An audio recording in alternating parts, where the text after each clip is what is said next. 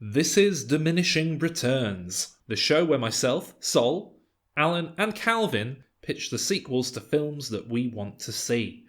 If Hollywood is a city ripping itself apart from the insides through corruption and the oppression of generations by the ultra-rich, then we're the maniac in the darkened corner donning a batsuit and punching the bad guys in an attempt to set things right. In this supersized episode, we go on a whistle-stop tour of the screen iterations of Batman, culminating in an in-depth discussion of Batman v Superman, before looking forward to the impending release of Suicide Squad, and, as usual, our own ideas for the future. This episode contains spoilers for Batman the Animated Series, The Wolf of Wall Street, The Batman, the 1943 serial, Batman the 1966 Adam West TV series, Tim Burton's Batman, Batman Returns, Batman Forever, Batman and Robin, Batman Begins, The Dark Knight Rises, Man of Steel, Star Trek, The Wrath of Khan, Star Wars, The Force Awakens, National Lampoon's Vacation, Pee-wee's Big Adventure, Catwoman, 2001 animated series Justice League, and the film with the worst title of all time, Batman v Superman, Dawn of Justice. Enjoy.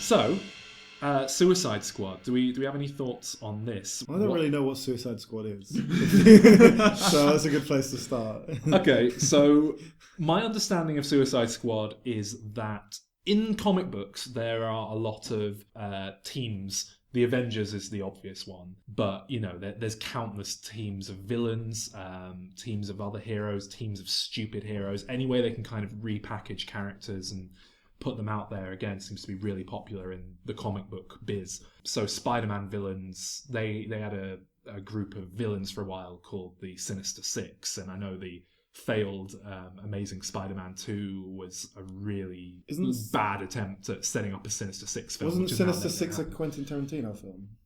No, that was the Hateful Eight. Oh, that's right, yeah. But essentially, this is their anti-hero film. Everyone always talks about this as well with Batman. They always say, well, Batman's got good villains, that's why we like him. It's all about the villains with Batman. So I think they basically thought, well, everyone loves the Joker. Everyone loves Harley Quinn, even though she's just this character from the cartoon. That's why I'm excited about Suicide Squad. I'm a big fan of that cartoon series. I'll be honest, I've never understood Harley Quinn. What? The appeal. I think a lot of people are... not with yourself, but I think a lot of people our age have Harley Quinn as this kind of prepubescent fantasy, one of their first introductions being one of the few female sort of and such a she was quite a sexualized character. One of the things I love about Batman the Animated Series is that it really didn't shy away from adult innuendo. Harley Quinn's comments about don't you want to ride your Harley vroom vroom and stuff like that that were commonplace in the cartoon. Who's playing Harley Quinn? Margot Robbie. Oh yeah. Who you will have seen in that Will Smith film, Focus. Yeah. She's alright. Yeah. And she was voiced in the cartoon series, though. She was just voiced, because the character started out so minor. She was voiced by Arlene Sorkin, who was just the wife of some TV executive who the writer. Aaron Sorkin. Not him. No, it was someone involved in the Warner Brothers animation renaissance happening at the time. I think she was she'd had the odd guest spot on Frasier or something, but she wasn't a known actress. But the writer just loved her personality so much that he wrote it for her and she voiced it. And they just wrote it as a bit part, jokey thug that's got this silly voice. I believe. And it was a popular character amongst writers, fans, what have you, and they kept bringing her back. And I don't know. It's interesting because I don't have a problem with her, but people love her. And I don't know, I really like the Joker. I feel a lot of the time her presence almost diminishes the Joker and who he is somewhat. But then they never really shy away from how much of a twisted, abusive relationship it is. Yeah. And I find it quite upsetting, actually, the amount of glorification of the two as a couple that you see on the internet. People who, you know, sort of position themselves as, oh, we're like the Joker and Harley Quinn because we're kooky. And it's like, yeah, but like the Joker doesn't love Harley Quinn. No. They made that very clear. She's in love with him. He's using her. And it's a completely abusive relationship. And I mean, I suppose I find it quite interesting from that point of view. But Wasn't she working at the asylum? yeah. And he finagles her. Essentially, yeah. She was assigned to deal with him at the asylum. She was a psychiatrist. He kind of manipulates her into falling in love with him. I think as a joke. I think the official canon is he found her name. What he does. He found her name, Harleen Quinzel, really amusing because it was like Harley Quinn. And so he thought, well, I've got to do something with that. And he just kind of made it fucking weak writing on comic books and well, some really dodgy stuff goes on. It was a I know Saturday. some of it's very good, but It was a Saturday morning kids cartoon. Oh well, and that's where it stems from, and that's where all our grown-up entertainment stems from today. But that character was really embraced by sort of every bit of Batman media. Like, Yeah. she had her own comic. Well, that's it. They went back into the comics. She's turned up in countless other bits of media, the video games and stuff. Yeah. And now she's finally making the jump to feature film, live action feature film for the first time, which is interesting, I suppose, that they're willing to just draw on input from. They are desperate everyone. for female characters, though. That's what they want. Yeah. I find it quite upsetting that with that in mind, in the most recent trailer that I watched, there is just this really like gratuitous shot of her like getting changed, and I think Will Smith sort of says something like "damn" or something. I don't know, something Will Smithy, and it's just a bit like I am surprised that I often forget that Will Smith is even in this. Yeah. I know that we talked about his career quite a bit in our Independence Day themed episode. Because he is like the top of the cast list, isn't he? He's the star of the film. Yeah. But I don't feel like anyone's especially excited about that. It's a really odd cast. Yeah, it's bizarre. You've got Ben Affleck, who is almost certainly turning up at some point as Batman. You've got Margot Robbie, who is already a massive star. Based on her doing that accent in The Wolf of Wall Street, it kind of makes perfect sense to cast her in the role. Then you've got Jared Leto as the Joker, who I'd like to speak about a bit. I mean, he's an Oscar-nominated actor. Oscar-winning Oscar-winning Buyers Club, best supporting. Yeah, like he's a legitimate actor in a lot of ways, but like, I don't know. What have you seen his take on the Joker so far in the trailers and things? Yeah. What do you feel about it? I've seen the trailer and I've seen the promotional stills of him with the tattoos and looking like a crystal meth addict, and I've read the bizarre stories about him like that's sending what I wanted to talk condoms about to his The co-workers. thing is, I firstly, everything I've seen of him, it looks like he's doing a pastiche of Heath Ledger's Joker, which doesn't seem like the way to go. It seems we're still close enough to Heath Ledger in that role to the point that the only way you can kind of follow it up is to go in the complete other direction. Go back to him being a silly clown. Go back to Mark Hamill as the, twisted Joker.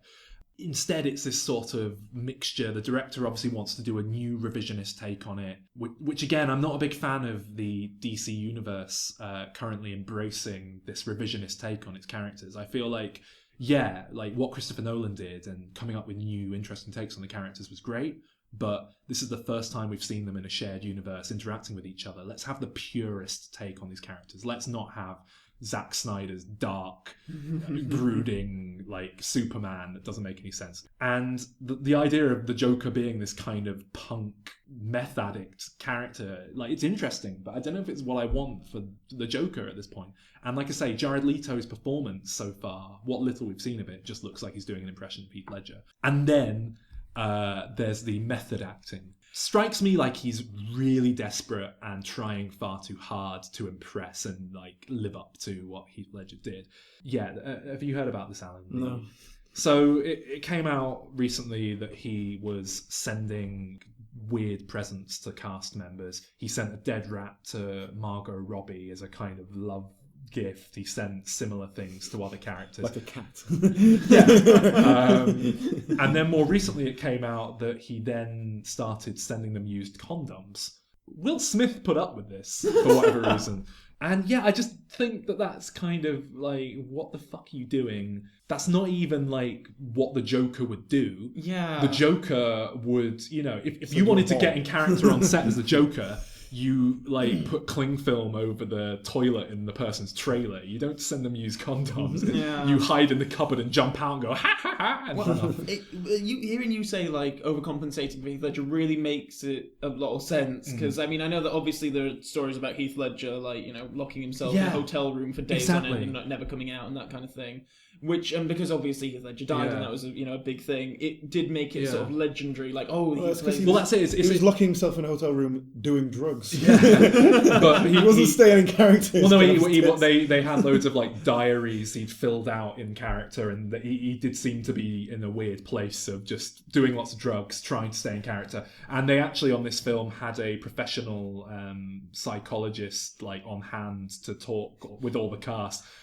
I don't know how much of it's like a marketing thing and how much of it was a legal insurance thing. Like, look, if you're getting them to get that into the role, we don't want them to go and kill themselves again. Whenever I hear anything like this stuff with the condoms and all that, I just think how much of this is just complete bullshit.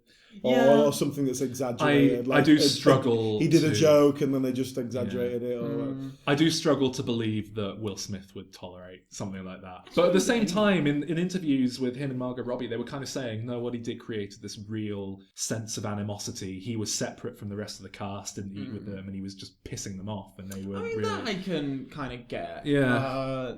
But anyway, on that note, if you were going to recast Batman and the Joker, who would you go with? Well, I came up with a good idea, but a very specific tone of film that it would create. So Batman and the Joker, Seth Rogen and James Franco. That's very similar to my idea. And they definitely do it. See, that's the beauty. Oh, of course. Oh, I don't know actually. James Franco was he was on record very recently basically saying that he hates Spider-Man. He hates being in Spider-Man. Oh, really? He never said Spider-Man. He said when I was younger, I was in this trilogy of blockbuster superhero films, and people kept telling me it's good for your career, and I really regret doing it. It's the one thing I regret, and I think he's been a bit of a knob there, because that is what launched his career, like regardless of his thoughts on them. I think for Batman, I just can't think of anyone. But then I think we'll probably talk about this more as we go through the films, because I don't know if it's like trying to pick a new Bond. It's like you're just trying to go through all these everyman white middle-aged. But the thing is about Bond is that I think Bond has had iconic, like when you think of Bond, chances are you probably think of Sean Connery. I don't think Batman has that. I don't think, apart from maybe Adam West. Adam West to an extent, yeah. Yeah, he's the one that he certainly Batman, used to be. I don't think Michael Keaton. I don't think Christian Bale. I don't think either think Adam West or the animated one. To be honest, Christian Bale has to some extent. I think. Do you picture him though, or do you picture him in the suit where you can't see his face? I never picture Batman under any suit. You picture him outside of the suit. Yes. Yeah. But as for the Joker, I think it's a great shame that we never got to see Robin Williams do the Joker. Because after he started going into dark acting territory. Well, I feel really bad for him, because he, really wanted the Joker role for the Tim Burton one. I think a lot of people. That's one of those films where like you can go online and like off the top of my head, I don't know if he did audition, but I bet you like Gene Wilder wanted to be the Joker at one point. Yeah, I bet you Jim Carrey. Oh no, he was the Riddler. Well, this thing, like then Robin Williams was like, oh well, fair enough, I didn't get the Joker, but they'll have to give me Riddler, and then they gave it to Jim Carrey instead. But I would also like to see David Hyde Pierce as the Joker. I would love to see, as a Joker, not the Riddler. I mean, I know that he was sort of like rumoured for Riddler. He's such a Riddler archetype. Yeah. He's that, to the point that I question like if the animated series Riddler was based on him. Possibly. In Frasier, I don't know. But anyway, I was thinking over the course of reading about Jared Leto's antics and what I was saying about how really if you want to get into character on set, you should just be doing silly practical jokes to piss people off. And then I thought, who'd make a great Joker is Ricky Gervais. you have him like just bullying members of crew, like as can be seen in various special features on Extras and The Office. I can really see that. Just winding people up, making like hats for them out of sellotape and stuff, jumping out going, and like running off. And then I thought, well, the perfect person to play opposite that is Carl Pilkington as Batman. Oh my! And then Stephen Merchant as this- Alfred. Yeah, imagine that. Imagine a film where Carl Pilkington's this grizzled, like he's had enough of it, Batman. He's just been worn down, and every day the Joker, he wakes up, like, you know, he pours himself a bowl of cereal. There's like a Polaroid at the bottom with like the Joker putting his knob in the box, and he sort of goes, "Oh." Joker runs out, squeezes his head, runs off that way. I think it'd be brilliant. Anyway, just Batman going, "Oh, I can't be doing with this." I'm just thinking in terms of the look of the Joker. yeah. What about Gary Busey? So, looking back at Batman in film history, Alan, I know you've been rewatching the Tim Burton films. I watched Tim Burton, Joel Schumacher films. Yeah, So they're fresh in my mind. Yeah, I went further back than you. Ooh. I'd already seen the Adam West Batman. I'm quite familiar with it. So I went back to the 1943 Batman serial, which was fascinating. So these were like the things that, like, when people paid to go to the cinema, there would be like newsreels, and there would be like maybe a serial on before. Yeah, so it was like TV before TV had been invented. Right. They're like 20-minute episodes that played before, like you say, the film. And it's really interesting because if you watch this, the 1960s Adam West Batman clicks into place like that. It makes sense. It was a parody of the 1940s serial. It was a self-aware piss take. The 1943 serial is Adam West's Batman minus the colour, minus the campy self-awareness. It's just silly. The main thing that struck me is that this serial was made during World War II. So we're going to go back in some territory discussed in the Frankenstein episode here. The villain of the piece is not a recognisable Batman villain. The Joker and everyone like that none of them turn up. It's a guy called Dr. Daka, who is a Japanese man, played by J. Carroll Naish, a white American actor. I'm just going to read you what the narrator says when they go to visit a Japanese cave of horrors. Is this like the first episode, or is this like, where did you enter this? I watched all 15 in preparation for this. So this was episode 1 or 2 that this takes place in. And this is word for word what the narrator says. This was part of a foreign land transplanted bodily to America and known as Little Tokyo. Since a wise government rounded up the shifty-eyed Japs, it has become virtually a ghost street, but only one business survives, eking out a precarious existence on the dimes of curiosity seekers. Wow. So they visit a haunted house tour full of waxworks of Japanese soldiers like killing Americans and holding them prisoner and attacking women. Dr. Daka appears. Dr. Daka is incredible. Is Daka a I don't think so. traditional Japanese name? I don't think it is. But he speaks like a cartoon cat. A bit like Edna Mode in The Incredibles, like, "Hello, Mr. Wayne. I am pleased to meet you." He's a bit like a camp Marlon Brando in The Godfather at times, or like Bugs Bunny with a bit of a twang. It's really weird. There's a bit where Linda Page goes, "A Jap!" when she sees him, and he replies, "You were pleased to use the term Nipponese." Nipponese? Nipponese. It's from the Nippon. Oh. That's the like official term for Japanese Japan, name isn't for it? Japan. There are other bits of dialogue such as, "Oh, you Jap devil." Japs just frequently used. And it doesn't stop with the Japanese, though, the racial insensitivity. At one point, they visit a Hindu mystic. Batman beats the shit out of him, steals his clothes, and uses it to trick someone. And later on, they visit a Native American stall selling trinkets called Steve's Indian Trading Post. Now, Steve? I couldn't tell if the character of Steve, who's clearly meant to be Native American, was played by a Native American or not. It was in black and white. I couldn't tell. Probably not, though. I looked up the actor on IMDb, And his past credits are nothing but, I'm just going to read a list of some of them. Apache Chief, Indian, Chief Growling Bear, Medicine Man, Ute Indian, Chief Lone Eagle, Sub-Chief, Indian Joe, Chief Little Cloud, Big Moose, Chief Wolfpack, Chief Eagle Feather, and Juan. Which I liked, because he can clearly double up as Mexican when necessary. He probably was Mexican, playing Native American. So he was typed. So he was someone who could tan well. And so they gets cast as a Native American. And he has wonderful dialogue that portrays Native Americans very sensitively. He says, me, Steve, rock come from cave and mountain, Indian, no take gifts. What? Yeah, it's bizarre. So Lewis Wilson was the original screen Batman, and it's quite interesting to watch because he's not in shape. He's wearing these skin-tight Batman clothes, and he's got a bit of a belly on him. What I found interesting in this is Batman brands his villains, which is something that came up in Batman v Superman. Interesting. He brands them with like a stamp on their forehead. It's not quite as brutal, yeah, but it's interesting that happened. Yeah, it wasn't very good. Like I said, it's most interesting because it just makes the Adam West Batman make perfect sense. It's just the Adam West Batman, but in black and white, made 20 years before, without self-awareness. Or rather, Adam West's Batman was just a clear parody of this.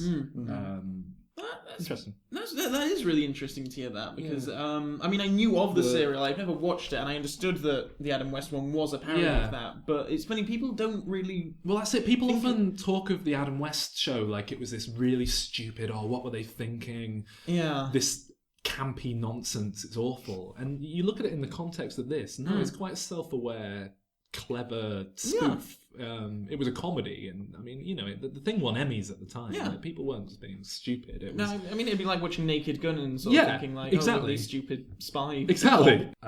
Robin, actually, in this is fascinating, because I couldn't tell how old the actor was. I couldn't tell if he was like a 12-year-old boy, or if he was one of these like really creepy 30-year-olds who like looks like a kid, or what was going on, but... Apologies if any of those creepy people It's a medical condition. But Alfred's great as well, actually. He's clearly meant to be gay. And he's just so camp. There are all these little comedy bits of him on the phone to the police going, "Hello, police, help!" It's Anthony Daniels. I mean, like I say, if you imagine the Adam West show, but just everyone speaks like this really quickly, like in the 40s, that's basically what it is. But yeah, there was Batman and Robin, the sequel series, and my understanding is both of those were repeated at some point closer to the 60s and got a lot of resurged popularity, which led to the Batman TV series. And yeah, that takes us through to Adam West's Batman. I don't know if you guys are at all familiar with... I mean, yeah, I haven't watched a lot of it, but familiar with the style and the tone of it, yeah. I've seen the film a couple of times. I think I've seen the odd episode just when it's been on some obscure satellite channel, and I've watched like maybe 10 minutes of it. And... I've seen a few of the episodes, and it's very much a product of its time. I like the film a lot, watched the film many a time, and I think it's a great little spoof comedy. I really do think it's a very self-aware, it knows what it's doing, and it's funny, it works. I think Adam West is a great Batman. I love him. Yeah. I think he's, I mean, again, like, much like Bird Sounds of the 40s one, he certainly wasn't in shape to be, but then I don't suppose it matters. None of them were, though. I mean, what's he called? Cesar Romero, is it? Who played the Joker? He couldn't even be bothered to shave, so you've got this moustache sticking through the face paint. But that film did, I suppose, what no Batman film has done so far, in that they got probably the most iconic villains all together in one film, which has never happened. It was Joker, Catwoman, Penguin, Riddler. Well, they had to justify it. I think there was a season of the TV show out. Then I think they made the film, and then I think they went back into making the TV show, and they had to justify it as a film. And they'd already done episodes with the Joker and the Riddler and everyone. So what the go-to thing was, well, let's do all of them at once. That'll be big enough.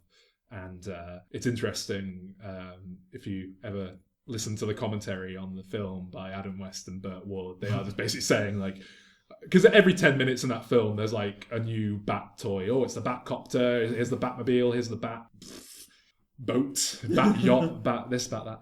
And they do just say like, oh yeah, like every opportunity we had to put a new toy in, we took it because we got to keep it for the series afterwards. So it came out of the film's budget, and then we just got to keep it. And, yeah. So yeah, after the 60s, I suppose Adam West's campy Batman kind of, people view it as killing off the franchise for a while, and I don't know how true that is. I think it certainly meant that people couldn't take superheroes seriously anymore. Yeah.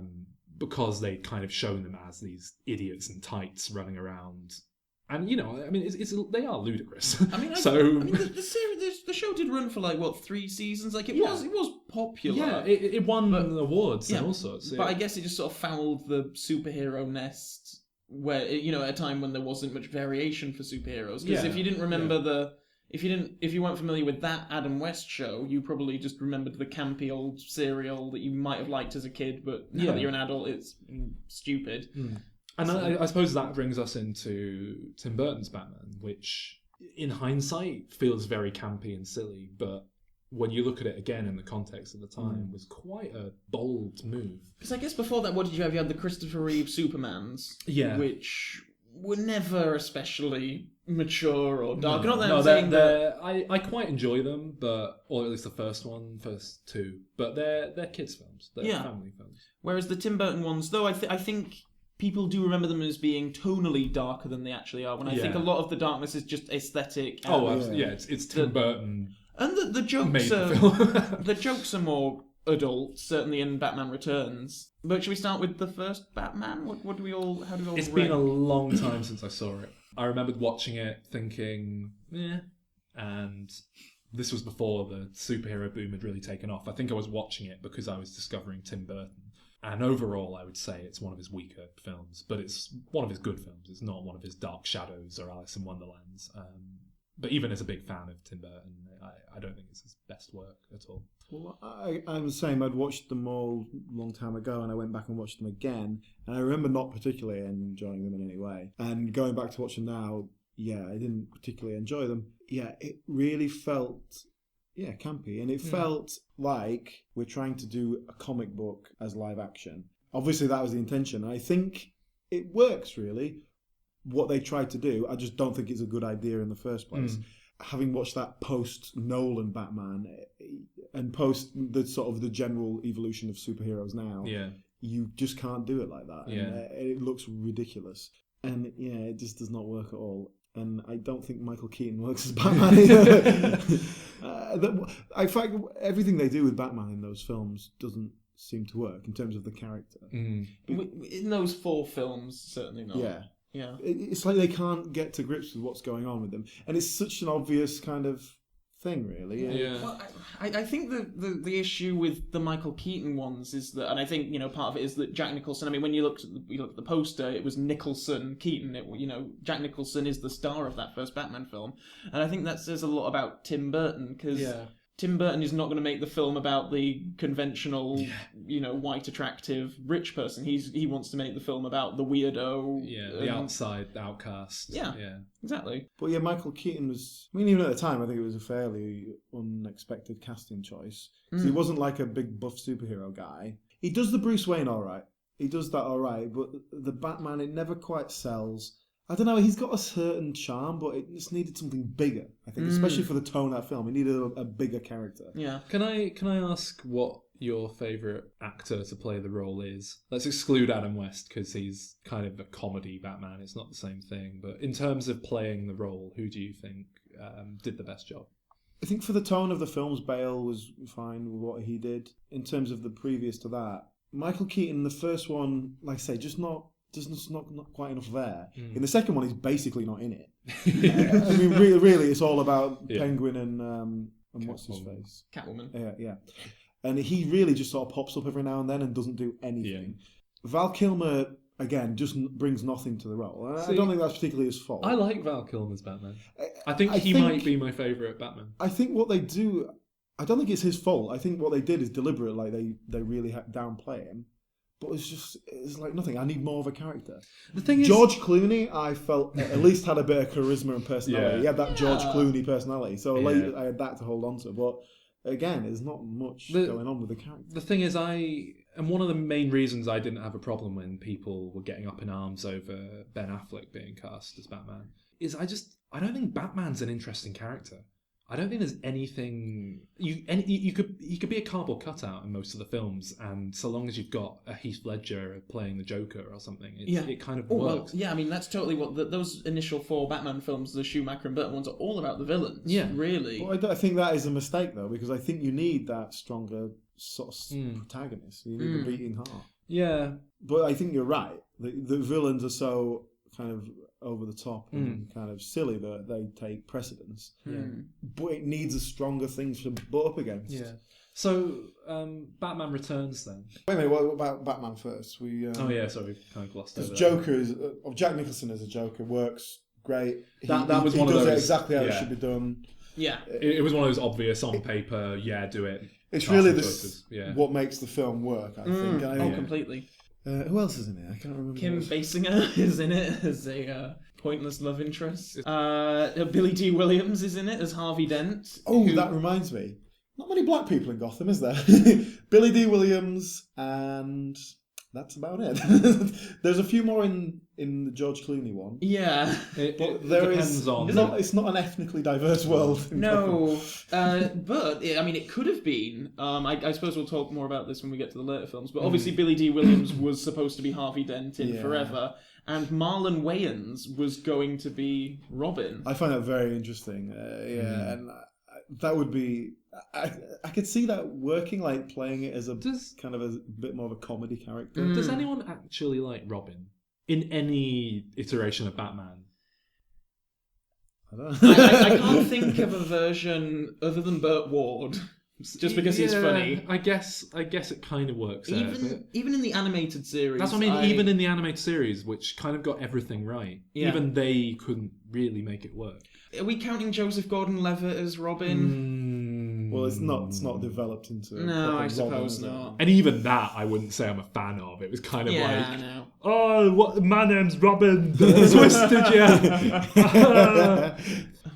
It just felt like such a just awful attempt at a twist. But the one thing I'll say for Batman is it does have that Tim Burton visual style. Oh yeah. And at that point in his career, he was still establishing that, and I think he did a lot. He seemed to do a lot for Tim Burton. in the film itself, and the film itself did really well. I mean, it's it one was of the massive success. I think looking at it now, it doesn't work. I think Batman Returns is dated badly. But Batman Returns is one of the only sequels Tim Burton has made to his own properties. Yeah. Is there another one? I'm sure there must be another, but I can't think of it. He made his first film was Pee-wee's Big Adventure. There have been 2 sequels to that, neither of which Tim Burton After that directed. was Beetlejuice. Yeah, he is talking about doing a sequel to that. There's this upcoming sequel to Alice in Wonderland that's being directed by James Bobin. I can't think of a Tim Burton sequel other than Batman Returns. And I think he probably got given a really good deal and thought, this has done so much for my career, I'm just going to... Well, I could understand his impulse to return to Batman, because certainly the second one feels like more of a Tim Burton film than the first one. So for the first one, he probably had a lot of executives over his shoulder sort of saying, we're spending an awful lot of money, because wasn't it the most expensive film ever made at one point? Probably, yeah. I wouldn't surprise me. They must have put some serious money into the sets and the entire thing feels like it's in a studio. I was going to say it was all a Pinewood studio, and it really feels it, and it's obviously got that 1930s style. It feels like that in the sense of like how they used to build a set in a studio. They used to build a street in a studio. I'm not sure that really worked for me. I love it, especially because it's very cartoony, but I think it suits. I think it suits Tim Burton's style. I think it suits the character, especially what Jack Nicholson does. Yeah. So Returns, I think I prefer Returns slightly to the first one because I think I just enjoy seeing Tim Burton being let off his leash and playing around. I hated it, and that's because I think it went too far. I think letting him off the leash meant he just ran away. Oh yeah, no, but I mean the thing is, I'm not that. I think they're all right. I'm just not that bothered about them. So I wasn't that bothered to see Tim Burton running away and just going crazy. I mean, I didn't particularly like the first one. I thought the second one was really terrible. I don't know how. I mean, Batman's not in it for a start, so Well, how who you goes know to these Batman- I was things gonna with say, Batman who anyway? cares? It's like, I don't care about Batman as long as I have my Penguin and Catwoman and jokes. Like, I think it's genuinely funny. What the fuck is Christopher Walken? Well, what is he? What that character is just. Well, it's named after fucking Max Schreck, which That's bizarre. That threw yeah, me first of all. it's very strange. What does it mean? He's Max Schreck? I thought he was going to turn into like a Dracula at some point. Well, Is it playing off the vampire Batman thing? There's obviously some thought process that's got completely mangled. No, I think it's just Tim Burton going, "Oh, I like old horror films. I'll just call him Max Schreck." well, at some point, what I've read is that Billy D. Williams was going to come back, and that character was going to be Harvey Dent. Which makes sense. For the whole, yeah. But then at some point, I guess they decided not to go down that route and went for Christopher Walken instead. But he's like, I mean, it's Michelle Pfeiffer and Danny DeVito's film. She goes mental because some cats lick her face. That's her origin story. That's pretty much Batman's origin story, though, isn't it? He You fell just down a change well. one letter and it's the same thing. But none of it worked for me. And I You know what I appreciate like it's in that very film? cartoony and it doesn't have to be realistic. But I like the scene where the penguins give Penguin a funeral and they're walking, they're walking by his side, and that somehow moves him. Like, I love it when they attach the rockets to the penguins and like send them off into Gotham. But it is those big penguins that are obviously like midgets in suits that are really weird. Because for the little penguins, they obviously just like strap a rocket to it and like kick it out the door. But I think Danny DeVito is brilliant in it. I think he's so grotesque. Yeah, I will give you that. That is a The bit of performance perfect is solid. casting. Yeah, great casting. He's great, but it's just the characters just were too ridiculous, and none of it really worked. It was written. And the whole bit about him trying to find out his real parents and stuff like it goes nowhere.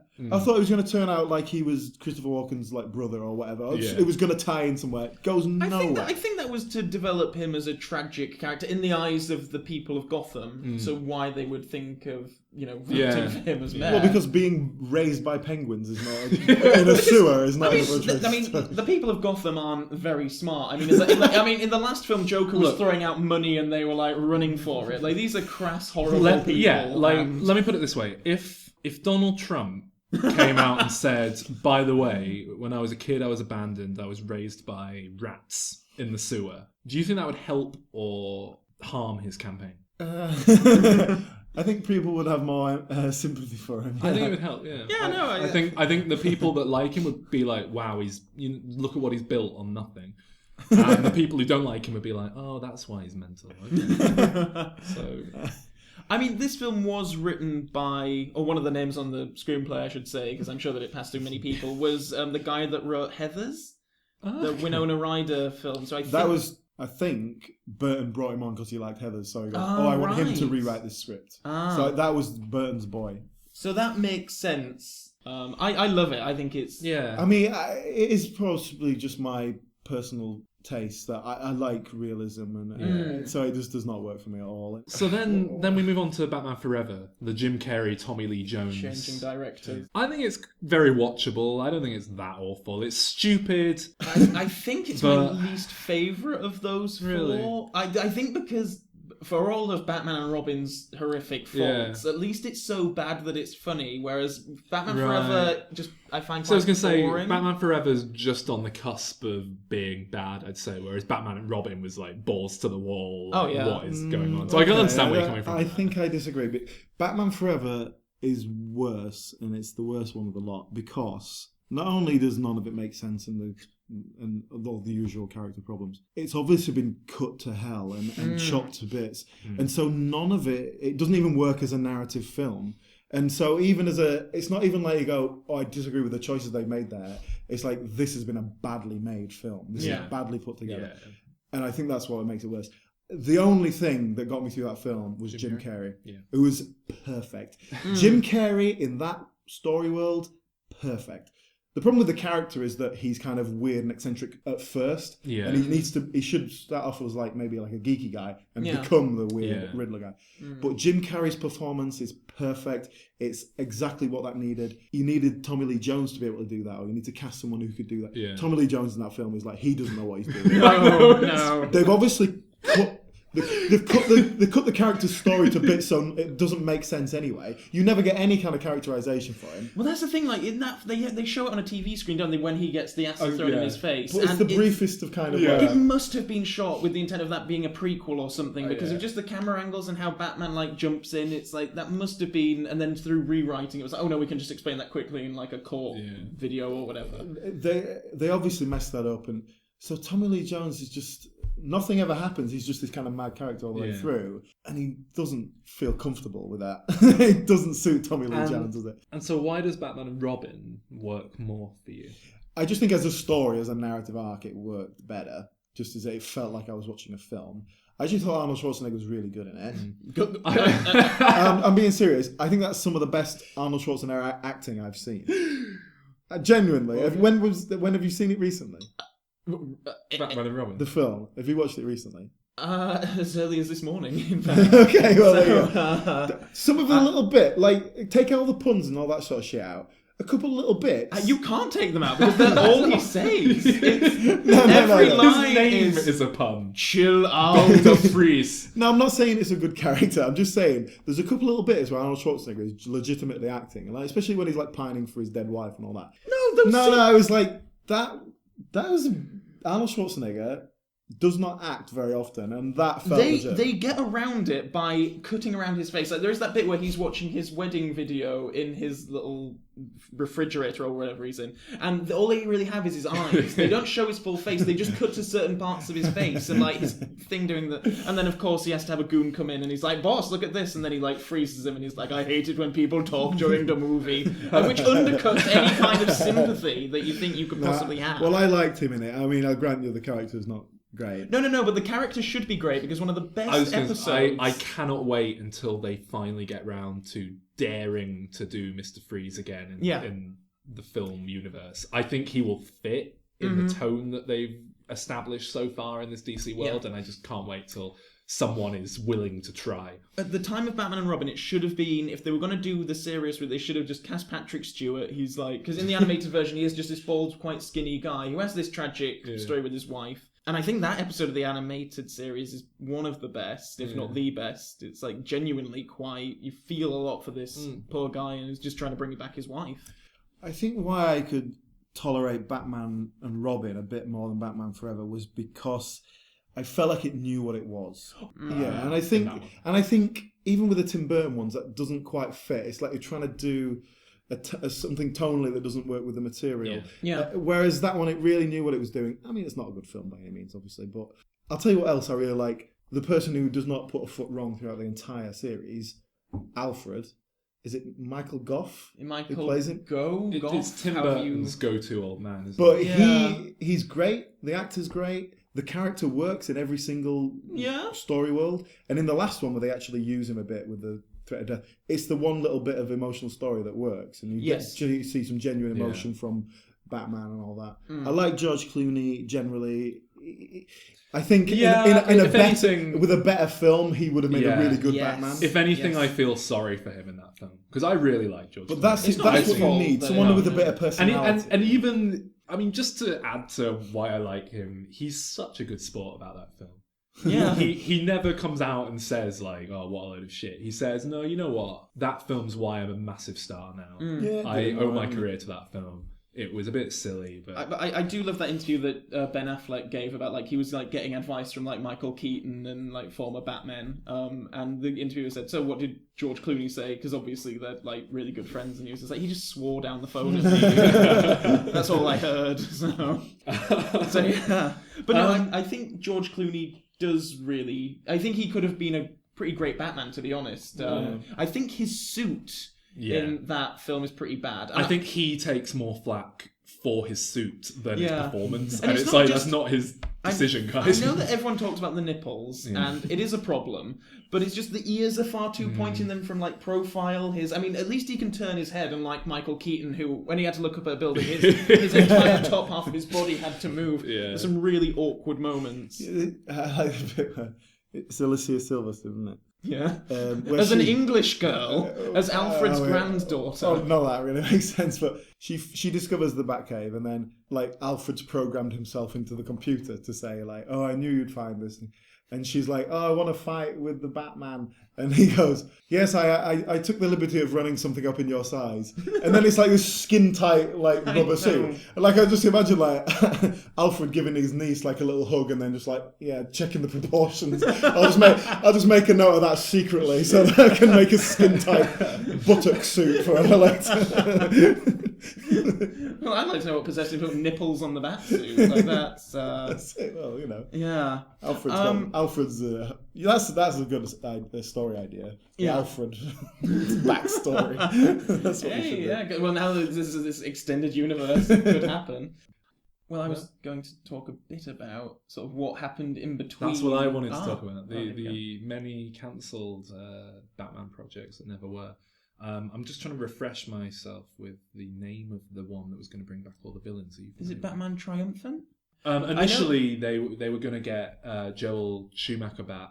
I think this was before Batman and Robin actually came out. Possibly. I think this was when they just had the franchise mentality of, right, we're going to have one out every 2 years, have a new toy line, it will be a great success. And then when Batman and Robin came out, and it was so appalling. And there was this plan to make a film that basically brought all the villains back. I think Scarecrow was going to be the main villain. He was going to dose Batman up with something, and then he was going to hallucinate that he was battling Jack Nicholson as the Joker, presumably Danny DeVito as the Penguin, just all the villains from all the films. And I think Jack Nicholson had actually agreed to come back for that film. I think that part of the reason was because of his contract for the first Batman film, he got royalties for the release of Batman Returns, Batman Forever, and Batman and Robin, despite never actually being in them. Right. It's pretty good for him. Marlon Wayans still gets like royalties from Batman Forever because they paid him off to because they had him under contract, and it was like, no, we don't want you, we want Chris O'Donnell, obviously. So I think that part of that was Jack Nicholson's attempt to cash in, which I find hilarious. So that's what paid for Scary Movie. Don't be a menace to society. Yeah. So that's the real Batman legacy. Yeah. Then I think this may have been before some of these films came out, but there was the Tim Burton Superman Lives, which is the infamous Superman project that never was. Was that the Nicolas Cage one? Yeah. Off the back of Batman Returns, I think they wanted to essentially establish a shared universe way back when.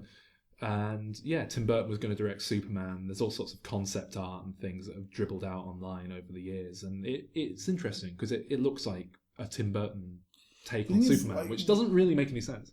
A dark Batman works, but Superman? I can't see that. Which is arguably one of the biggest issues with Man of Steel at the minute, but we'll get to that later. So that would have been fascinating. I don't know. I kind of it's one of those films I would love to see that obviously will never happen. But there was a Batman stage musical in the works based on the Tim Burton continuity as well.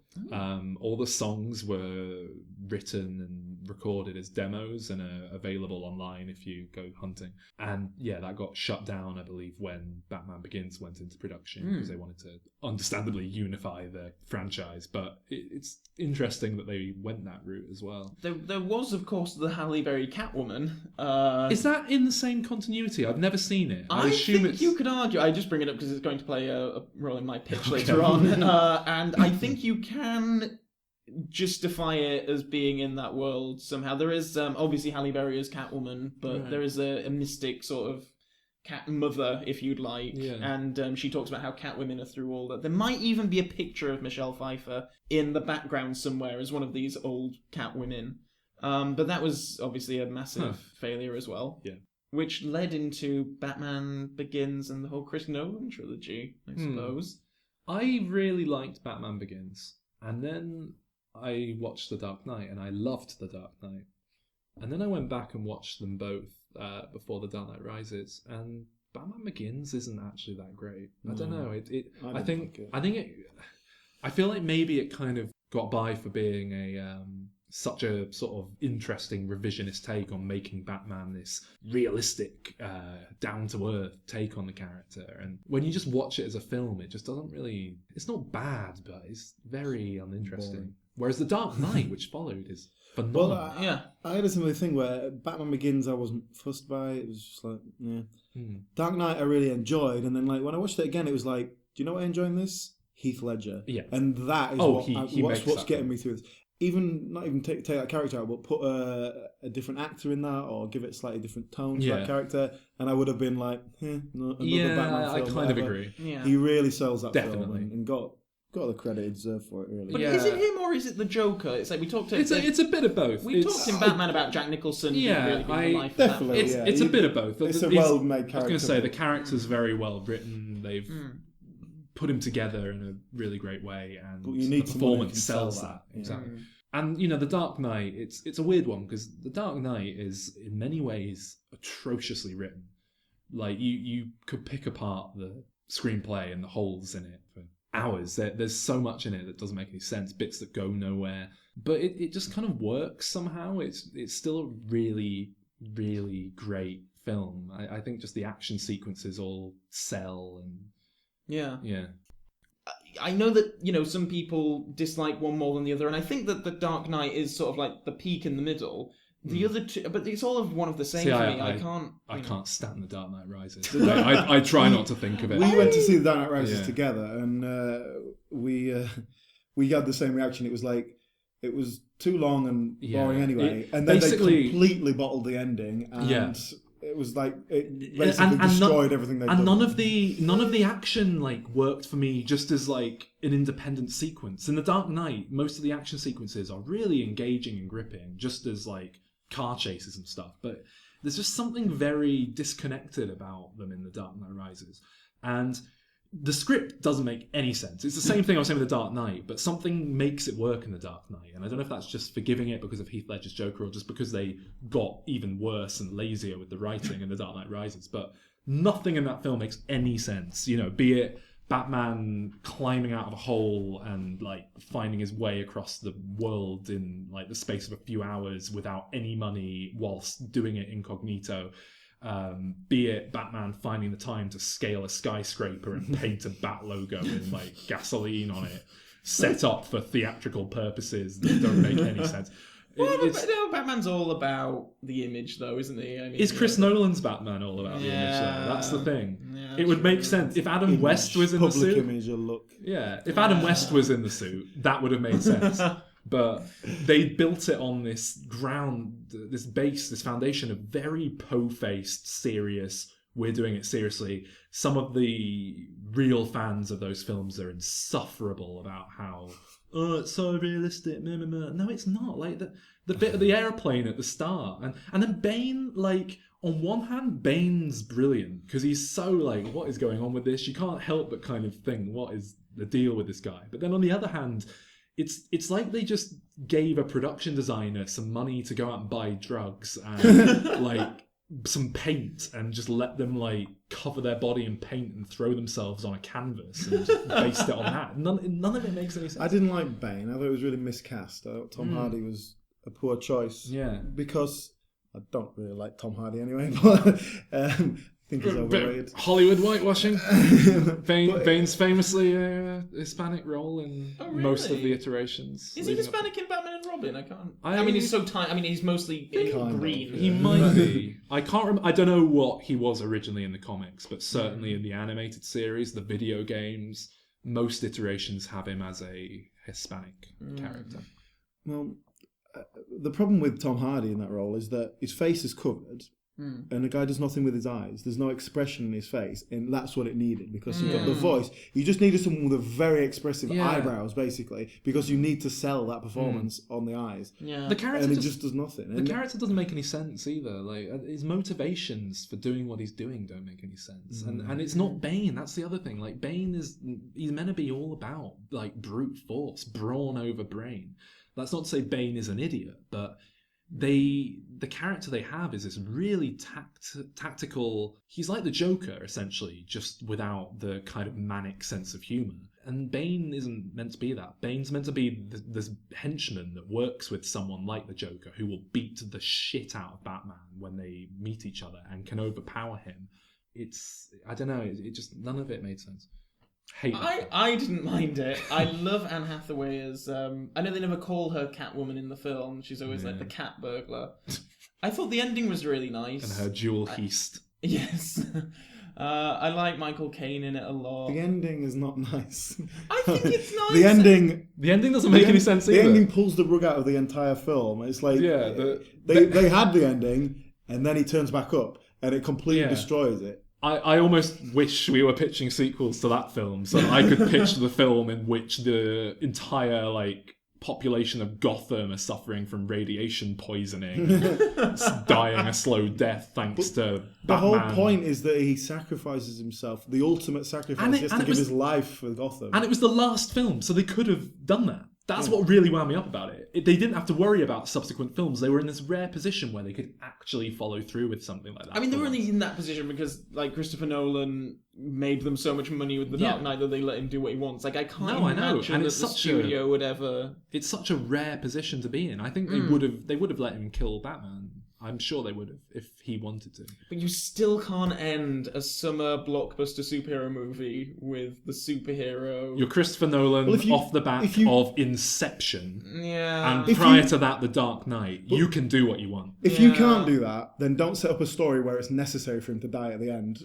True. For narrative resolution. Yeah. It's just so riddled with little things that bug me. Like the fact that Michael Caine is a psychic. He has an actual premonition of events that happen, shot for shot, at the end. It winds me up. I can't say that I have only seen it a couple of times, and I've certainly not gone into it in great detail, but I think it's fine. I put it, hit that and Batman Begins are probably on the same level for me. I think they're both just entertaining enough. But we all agree that The Dark Knight is the special. Dark Knight is absolutely the best of the bunch by a mile. Yeah. I'd say The Dark Knight is the best Batman film to date by a mile. It's going to be difficult. I don't know if they'll ever top it, to be honest. So that brings us to... Man of Steel, I suppose, is Yeah. the film we should probably talk about. Have you seen Man of Steel, Alan? Which one is it? It's the most recent Superman film other than Batman v The Superman. last Superman film I think I saw was It's the one Zack with Russell Snyder's Crowe in it. Superman. Oh, yes. Yes. He's Kal-El. Okay, yeah. I've seen it then. Hey. What did you think of Man of Steel? I've no idea. I can't remember it. Calvin, what did you think of Man of Steel? Every Superman film I've ever seen, I hated. So Yeah. it's one of those, I imagine. Yeah, I mean, I'm not a Superman film. I've not seen all the Christopher Reeve ones. But I thought that the Zack Snyder one was slow and ponderous and boring and Yeah, I thought it annoying. was pretty dreadful. It's Yeah. The thing is, I'm something of a Zack Snyder apologist. I think the guy has a place and a purpose. I think you give that guy millions to make a cool looking music video or a commercial and you're set. I don't think he's a good storyteller. I mean, I'm one of the few people that will stand by Sucker Punch. Exactly. No, I am as well. I think Sucker Punch is Zack Snyder being put to adequate use. It's him being used correctly. It's a series of vignettes, little short music video sequences that don't really relate to much. There's not much of a story. There doesn't need to be. There's not supposed to be. It's just meant to be visual flourish, style over substance. And it works as that. It's brilliantly put together as a series of really gripping, engaging action sequences and that play off of music and have all these cool ideas just being thrown at the screen. But then his other films, Dawn of the Dead is often the one that people cite as proof he can direct. And I went back and watched it again recently. I think that's proof that he doesn't know what he's doing as a filmmaker. Because I've not watched it recently. I have good memories of it, but I think I might have only seen it the once. It's a decent little action movie, but it's supposed to be a horror film. And there's nothing once even close to tension or legitimate fear or horror. It just doesn't. It doesn't know. He clearly doesn't understand how to make something scary. Instead, he's just throws a load of loud, fast nonsense at the screen and explosions, and it just doesn't. It's a decent enough little action movie, but it's not a good horror film. It's not well directed. And yeah, you can see it through his entire career, quite frankly. 300. Yeah, 300 got by on being such a kind of original bunch of visuals thrown together that people hadn't really seen before. So they forgave the story. Watchmen, he kind of got away with to an extent because he just filmed panel for panel the graphic novel. And even then, it didn't really work unless you had read the graphic novel.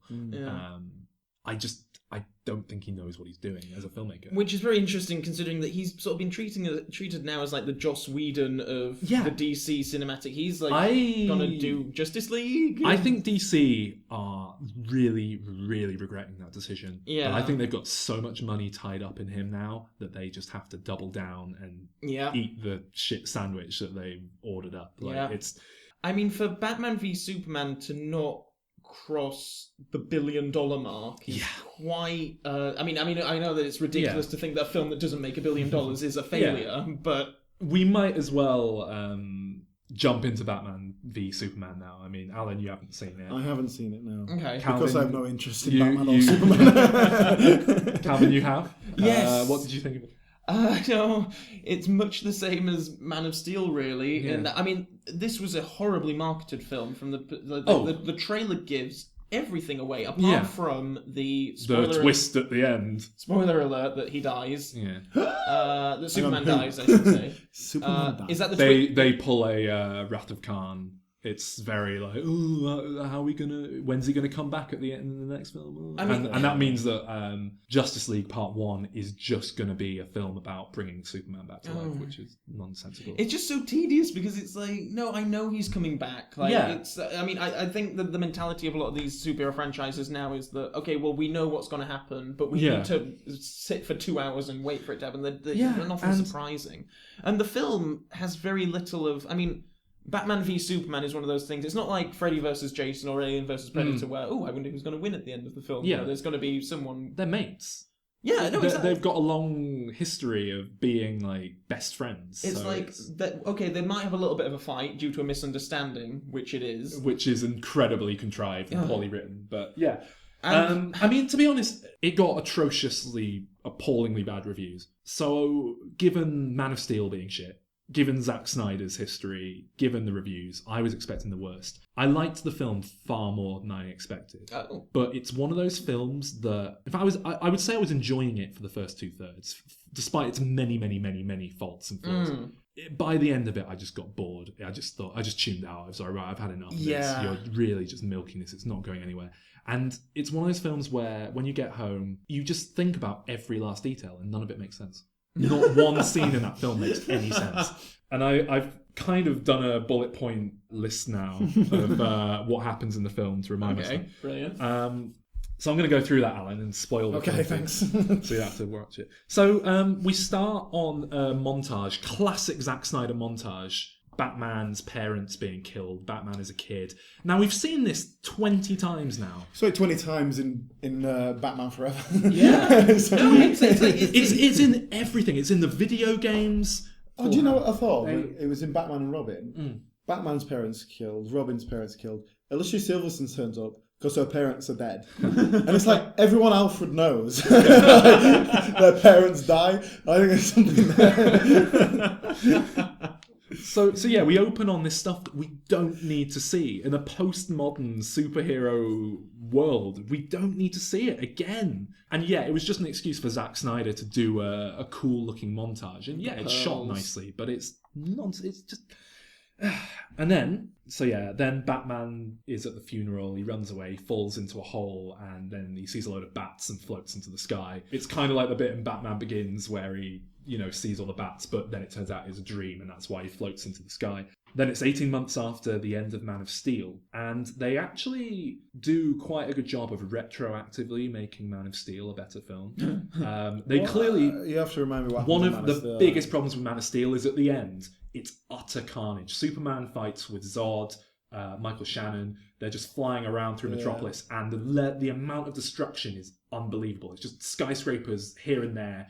There's that alien thing going on. Just the city is like leveled. It's there's clearly like unheard of amounts of civilian casualty going on, and the fact that the film never stops to even acknowledge that is really weird. And it means that when you're watching it, you can't help but just kind of I don't know, I just tuned out. There is the one point where Lawrence Fishburne is like evacuating the newspaper office with one of his like female employees like trapped under a building and he's trying to get her out, and that's the only moment. And even then, that doesn't really work. And it's the fact that one Superman is so like kind of happy. He's not that bothered about steering the damage away from civilians, but it's also the fact that you can only be shown a skyscraper coming down like 2 or 3 times within the space of 10 seconds before it stops being a big deal. Yeah. Anyway, and what I did like with Batman v Superman, what I thought they were very smart to do, even though it did feel like they'd just gone through and picked off a list of complaints to address when they were writing it, they open on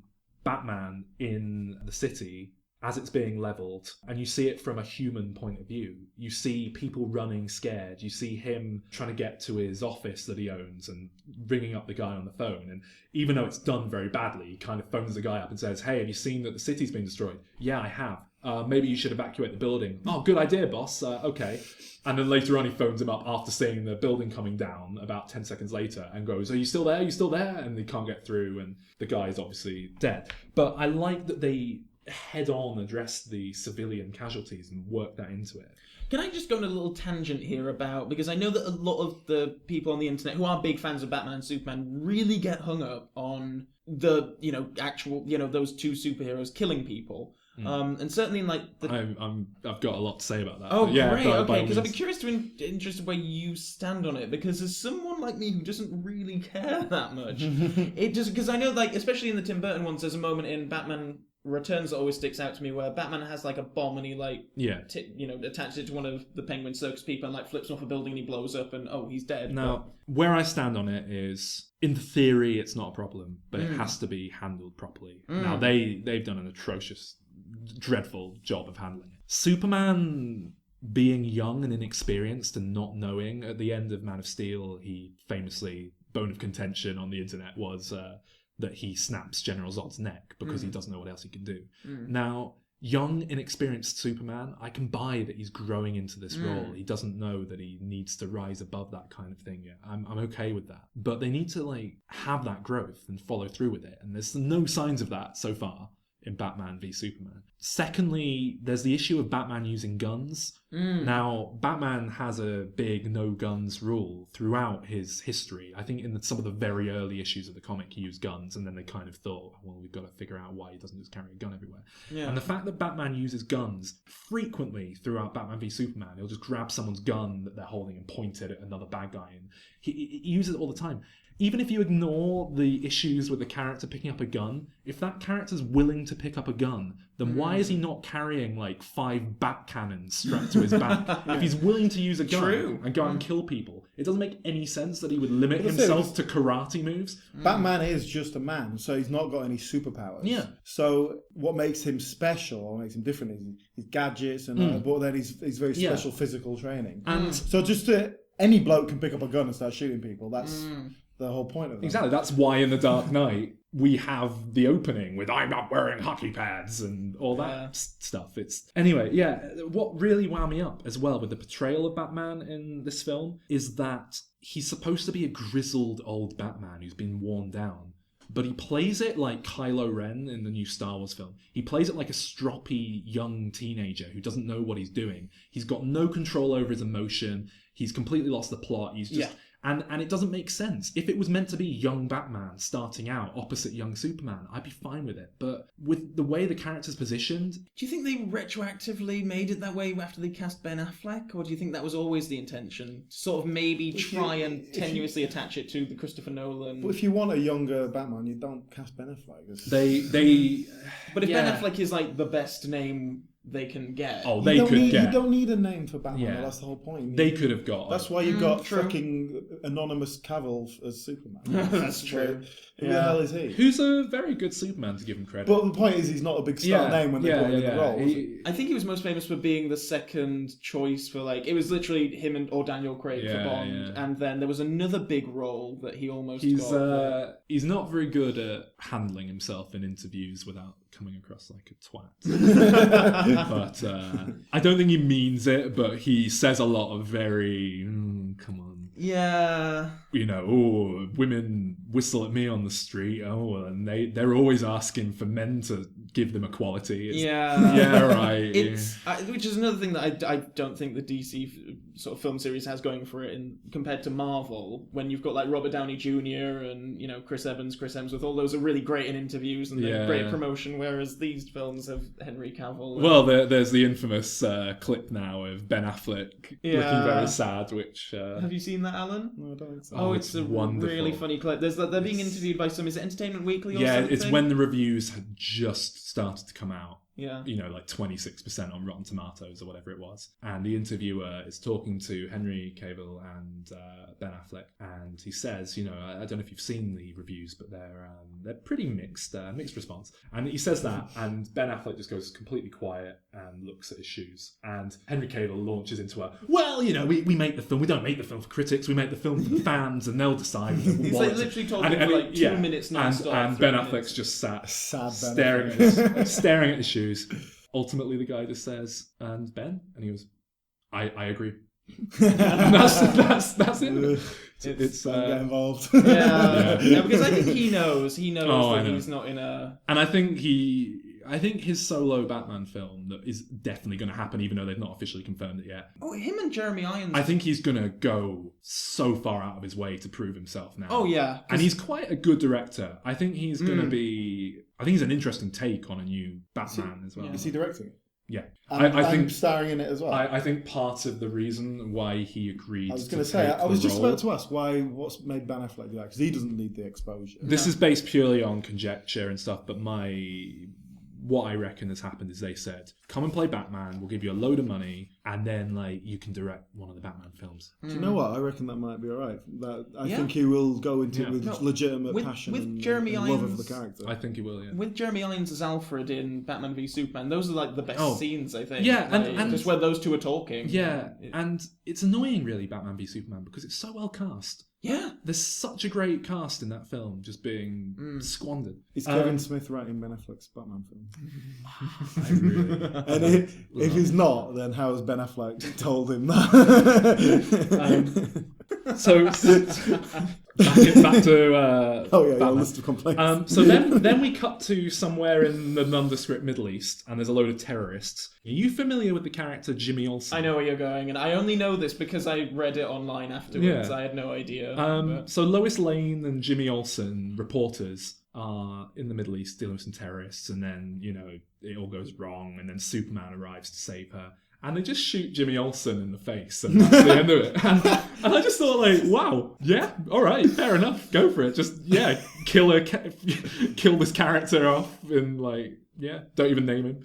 So I quite like that. I was going to ask, did I miss something? Because I only saw his name in the credits afterwards. No, but They never name him, but it's blatantly meant to be him for anyone familiar with it. And Zack Snyder has subsequently in interviews been asked about it, and he said, "Well, we thought we'd have some fun with the character." And I've seen a lot of very angry people being like, "This is what Zack Snyder says is fun," and I kind of think why not? It'd be like Chris Nolan just killing Robin off, and it's the same thing. Yeah. No one cares about Jimmy Olsen.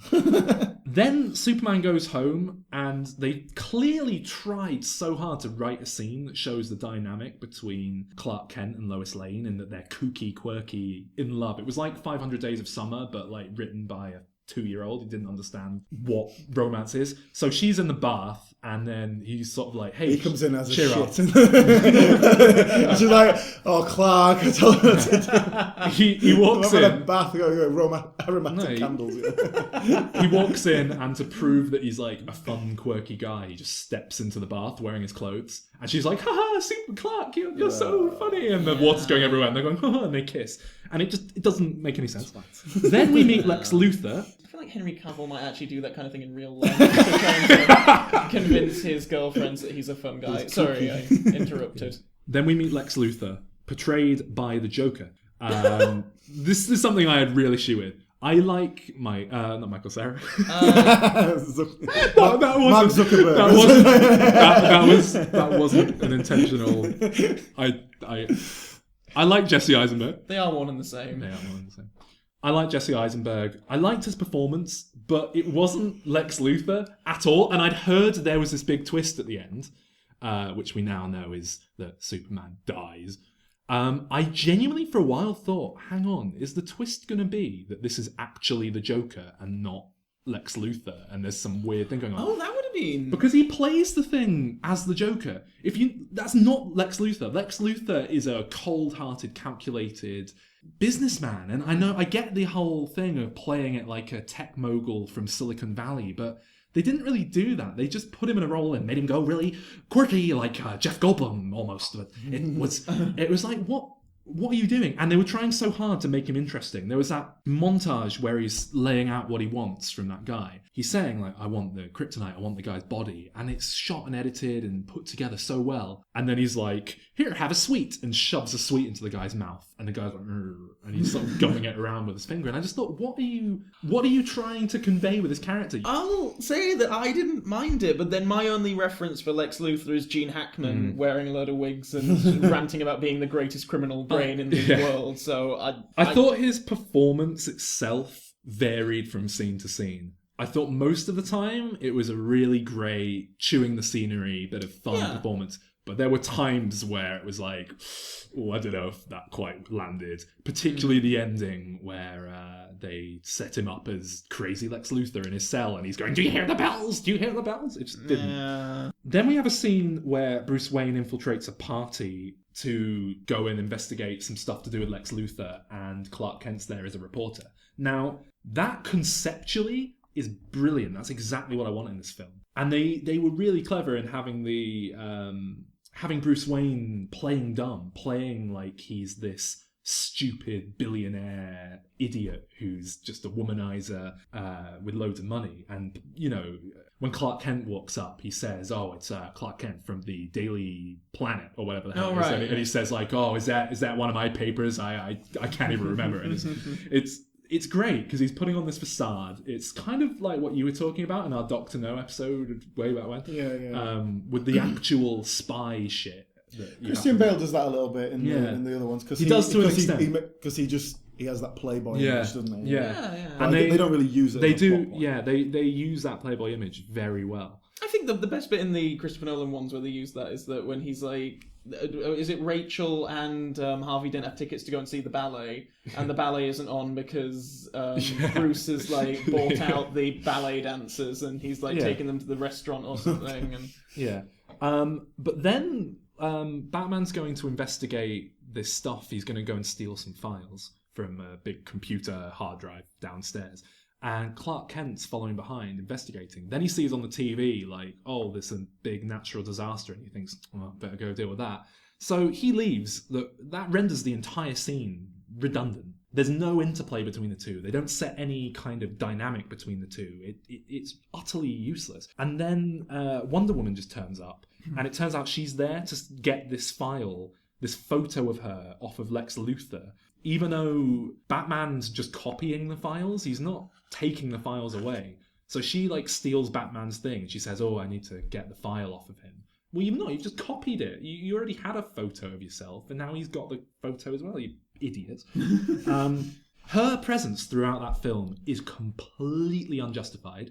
There's no purpose to it. It's there to set up sequels. It's there to set up... As with Aquaman and... Exactly. The Flash. Is it The Flash? Yeah. I can't keep up with them all, but they're all just in it for like brief cameos. But at least those guys are only in it for a second, whereas she's in it like as a major supporting role. Well, and there's no... You could remove her from the script and it wouldn't change anything. Well, it's because DC are playing catch up with Marvel, aren't they? And yeah. It's like team ups are the big thing now. Superhero teams, and they're going about it in completely the wrong way because they're not taking their time. Exactly, they need to bide their time and do it properly. I think like the original plan was that we'll have like 3 Superman films. We'll start a separate Batman series. And then we'll do Batman v Superman like 10 years down the line, and then we'll do but it's all they're just accelerating it just to get to Justice League quicker. They're really diminishing their brand. I mean, it's just a shame, frankly, because they've got good stuff to work with, and they're just pissing it away.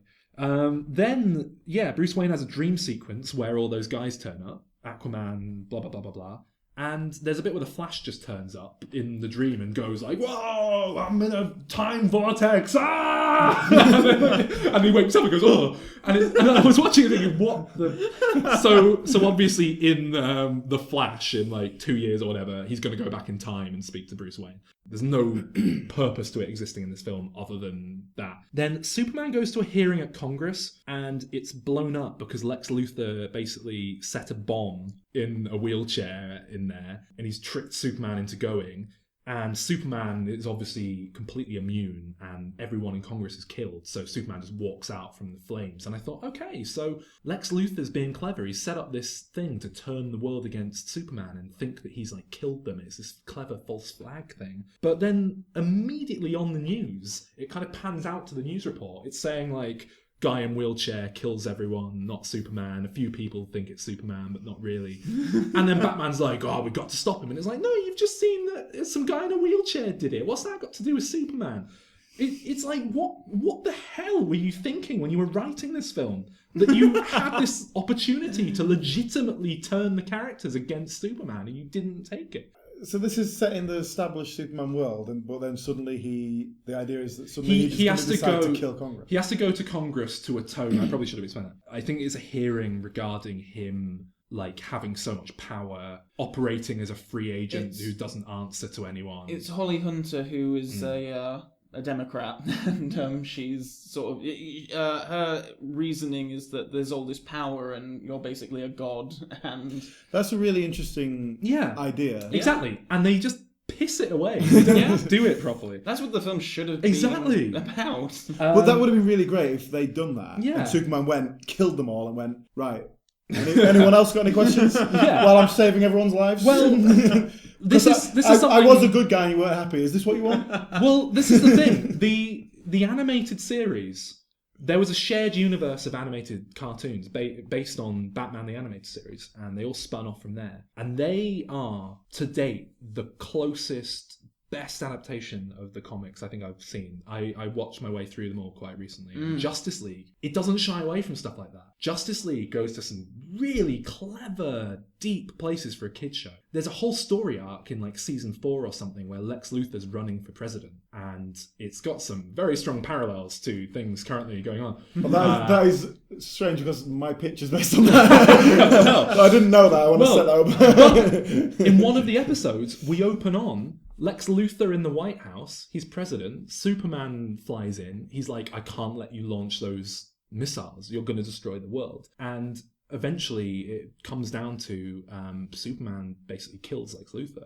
Wow. And then we sort of zoom out, and that was an alternate universe. And it's about the Justice League getting stuck in this alternate universe. But it turns out that basically they reach this point in this alternate timeline where they realise, we are gods, and the only way we can kind of look after these people is to take their freedom away. We gave them freedom, they voted Lex Luthor in, and they killed themselves. So they're living as this new world order under Superman and his pals.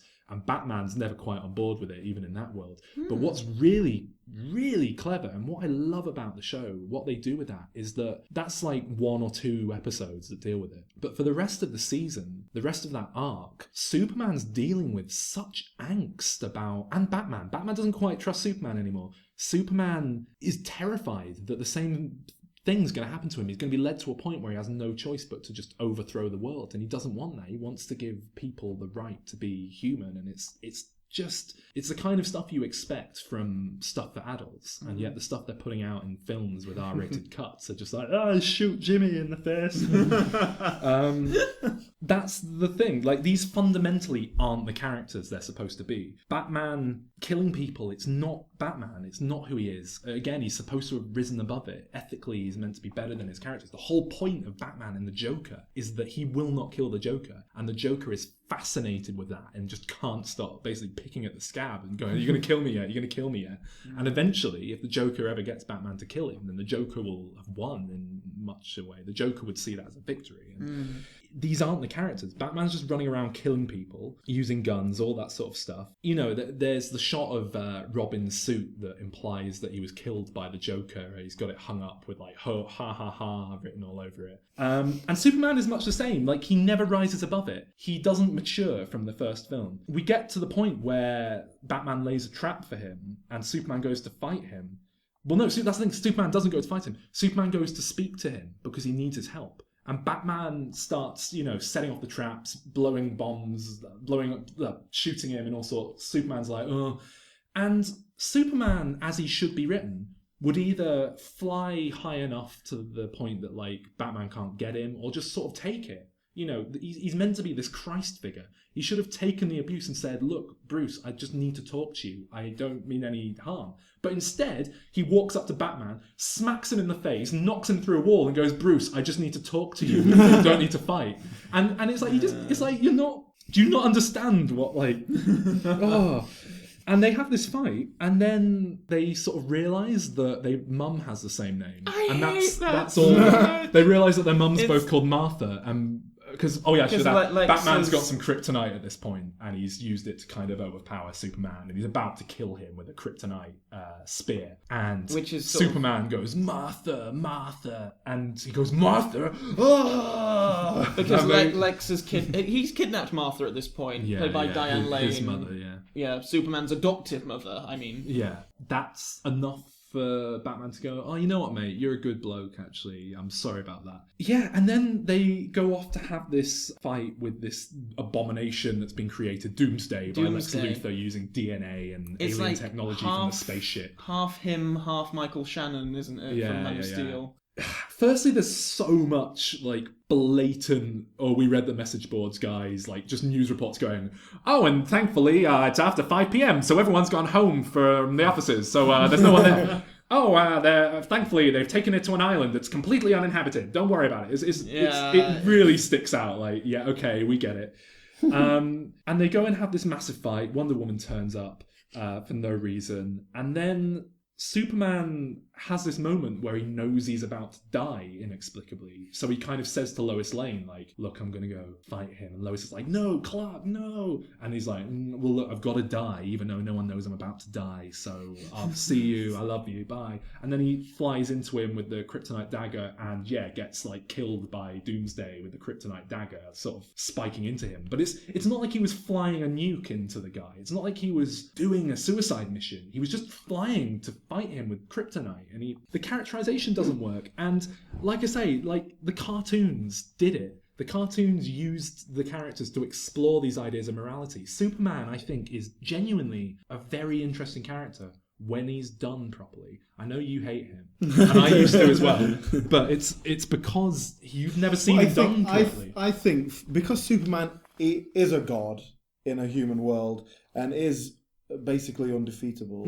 Anything you put on him, he rises above it. That's what you've got to explore. Exactly. And I think that is... Exactly. The criticism Superman always faces is he's Mary Sue, essentially. He has no flaw, so he's not interesting. Yeah. That is what makes him interesting. He has no flaw. He's unbeatable. So how does a guy deal with that? The pressure and the emotional impact that would have on you. Like with Superman, it would be interesting to see, like, someone complaining, like, oh, my son just died in a car accident, you didn't save him, but these kids on this school bus that crashed, you saved them. Yeah. This earthquake in Haiti, you didn't save any of them. Yeah, you were sleeping. Like that sort of thing. Like, because you can't do everything. Exactly. Well, it's like that's what is so fascinating with the character when it's done properly. That's what the cartoon didn't shy away from. It's like in this film, Lex pushes Lois off a roof at one point, and Superman, knows to go straight there, and it's like he's think, what are the kind of disasters or, just... People die all the time. There's always car crashes. And that's the thing.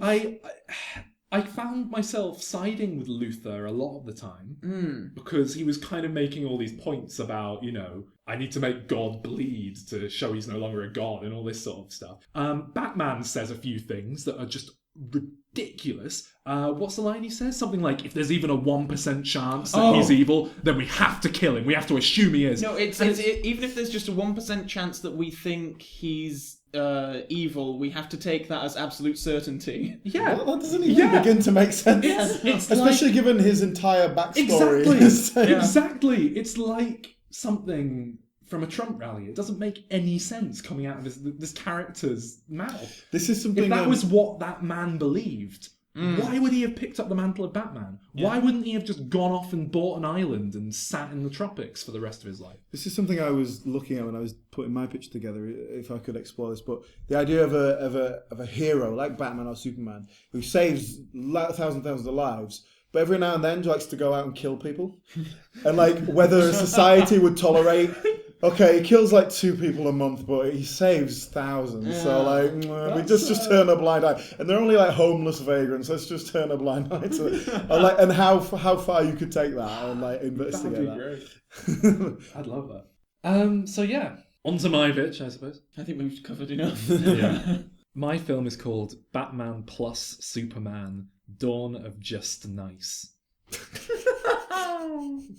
Batman and Superman go on an interstellar road trip to patch the wounds opened up in the previous film.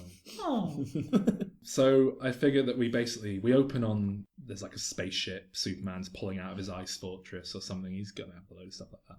They're getting ready to leave Earth, they're transporting some dangerous cargo that needs to be destroyed in a star that's going to go supernova across the universe. And they just figure this will be a good opportunity to kind of get to know each other, patch things up after our childish, ridiculous fighting.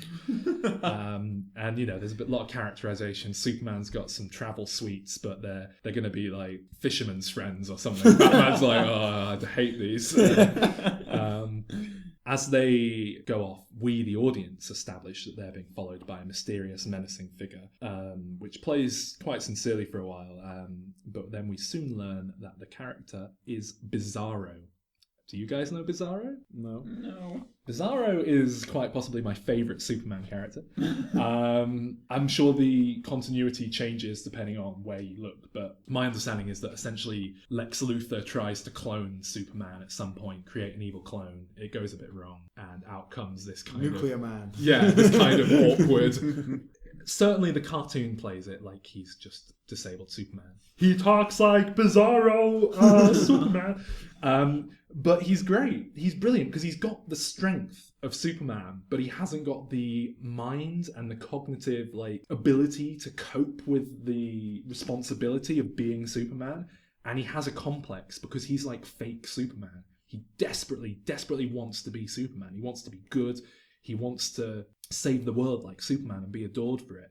But he's this clumsy oaf who just destroys cities when he tries to help. But anyway, Bizarro is this wonderful kind of comic, but kind of tragic. Similar to the Frankenstein mythos again, he's this discarded creation that's gone completely wrong, and they don't really know what to do with him. And yeah, we soon establish that Bizarro is following our characters. Then I just want him to hit all the road trip movie cliches. So, have you seen Vacation? The Chevy Chase classic? Chase, yeah. No. You know the sequence where there's just a blonde woman driving alongside and he's sort of making eyes with her, and it's this weird ongoing thing that they have. I thought we'd do that with Wonder Woman. It's just another... Because she's in her invisible plane. And I checked this. It's got a history of going into outer space, her invisible plane. So it's cool. You know, they get stopped by an outer space policeman for speeding. Superman tries to flirt with them to get out of the situation or something.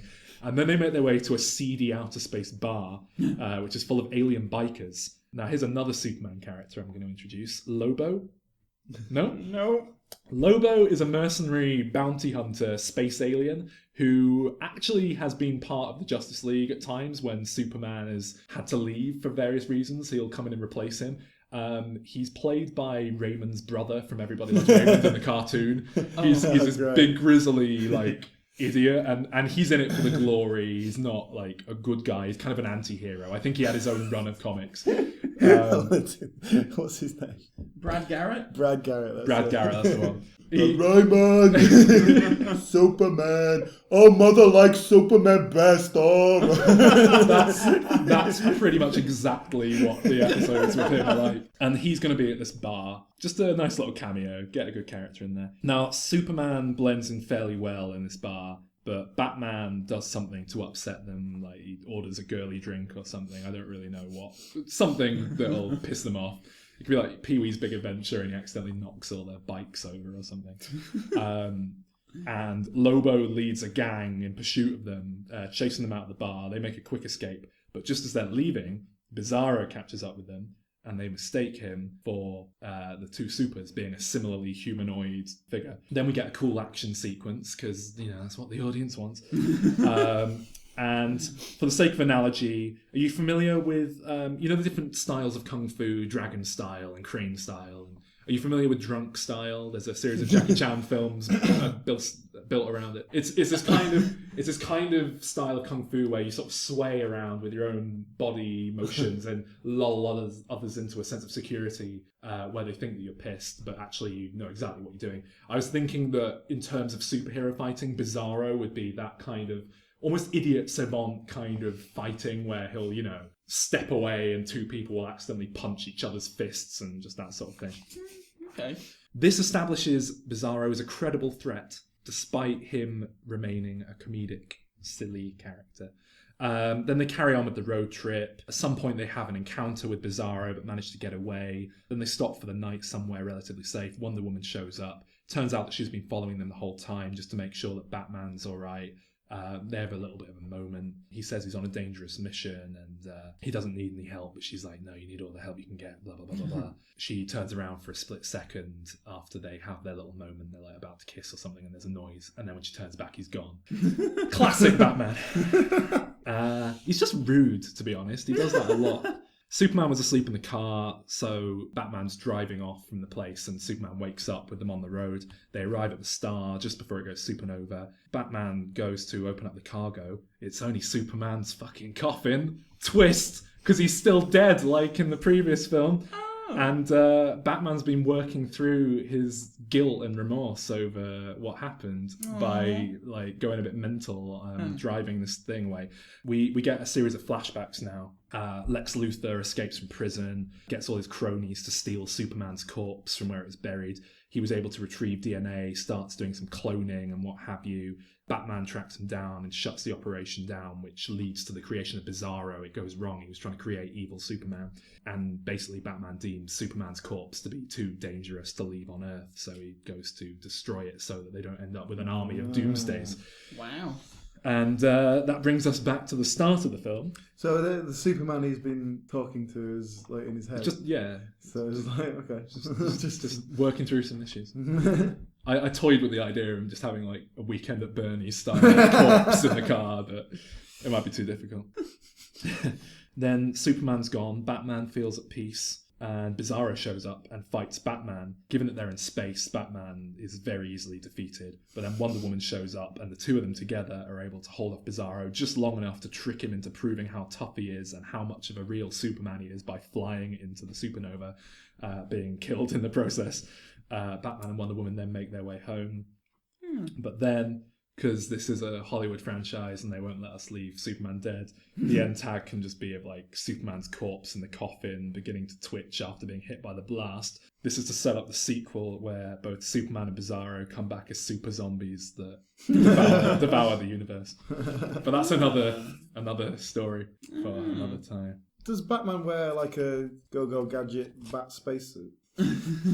He will do when he gets out of the spaceship, yeah. But is he like in the full Batman gear and then he has It'll to be over the top of the ears? It'll be a bat spacesuit that is specifically designed. I'm sure. I can guarantee you there will be precedent for such a thing in a comic somewhere. But it will be like the big chunky Batman costume that he wears in Batman v Superman when he goes to take on Superman, but with like glass over his face or something. I mean, that costume is just like ridiculous enough as it is. It looks like it's a proper suit of armor, I guess, isn't it? It looks like it's carved out of stone or something. Yeah.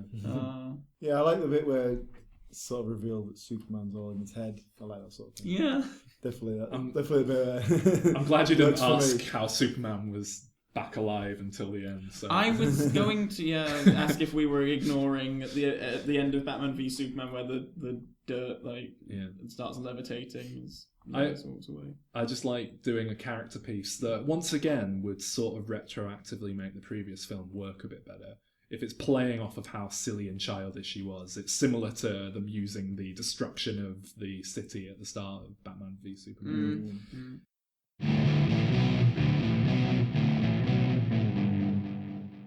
Calvin. Right, so my pitch is quite short, but it's sort of just based around the idea of bringing Catwoman into the DC extended universe. Just because she's always been such a well-known Batman character that I'm fascinated that we've not had anything about her yet. And I don't know if that is because they're just nervous about people remembering the Halle Berry one, or if, It's interesting because she was a massively popular part of The Dark Knight Rises. She was one of the most praised elements of that film. Anne Hathaway. Catwoman and Anne Hathaway's performance of, yeah. Yeah. So it's interesting that they don't want to ride that somewhat. Yeah, no, you'd think they'd try and get her back or something, but I don't. I think pretty much everything in the Nolan films is just sort of off limits now for the universe, and that's so. So this is going to be Catwoman v Catwoman, or Catwomen, if you will. So this pitch only really works if you sort of either set it in the previous continuity of Batman, or somehow make it all come together, ignore the Christopher Nolan ones, and have this current DC universe connected to the Burton one. You know how you do it? You have Batman fall asleep at his computer, then some idiot comes out of a portal going, Batman, help! and Batman just goes, what's wrong? I can't even, what are you on about? And grabs his hand and then gets pulled through a portal, and he's in another continuity. That makes sense. Makes as much sense as anything did in Batman v Superman. The reason why I want it set in that previous continuity is because basically I just want another film where Michelle Pfeiffer could play Catwoman and pit her against Halle Berry's Catwoman. Is she a bit old? That we can, Sigourney Weaver's coming back for Ripley. We can get Michelle Pfeiffer back as Catwoman. I'm sure. Yeah, but is that going to be a fair matchup? Is more my concern. Halle Berry isn't that young anymore. Sorry, Halle. So, I mean, it's quite clear that neither actress would probably ever want to play the role again. I mean, Halle Berry won a Razzie for it, and Michelle Pfeiffer seems keen never to get in that suit again. Halle Berry famously accepted her Razzie in person. Yes.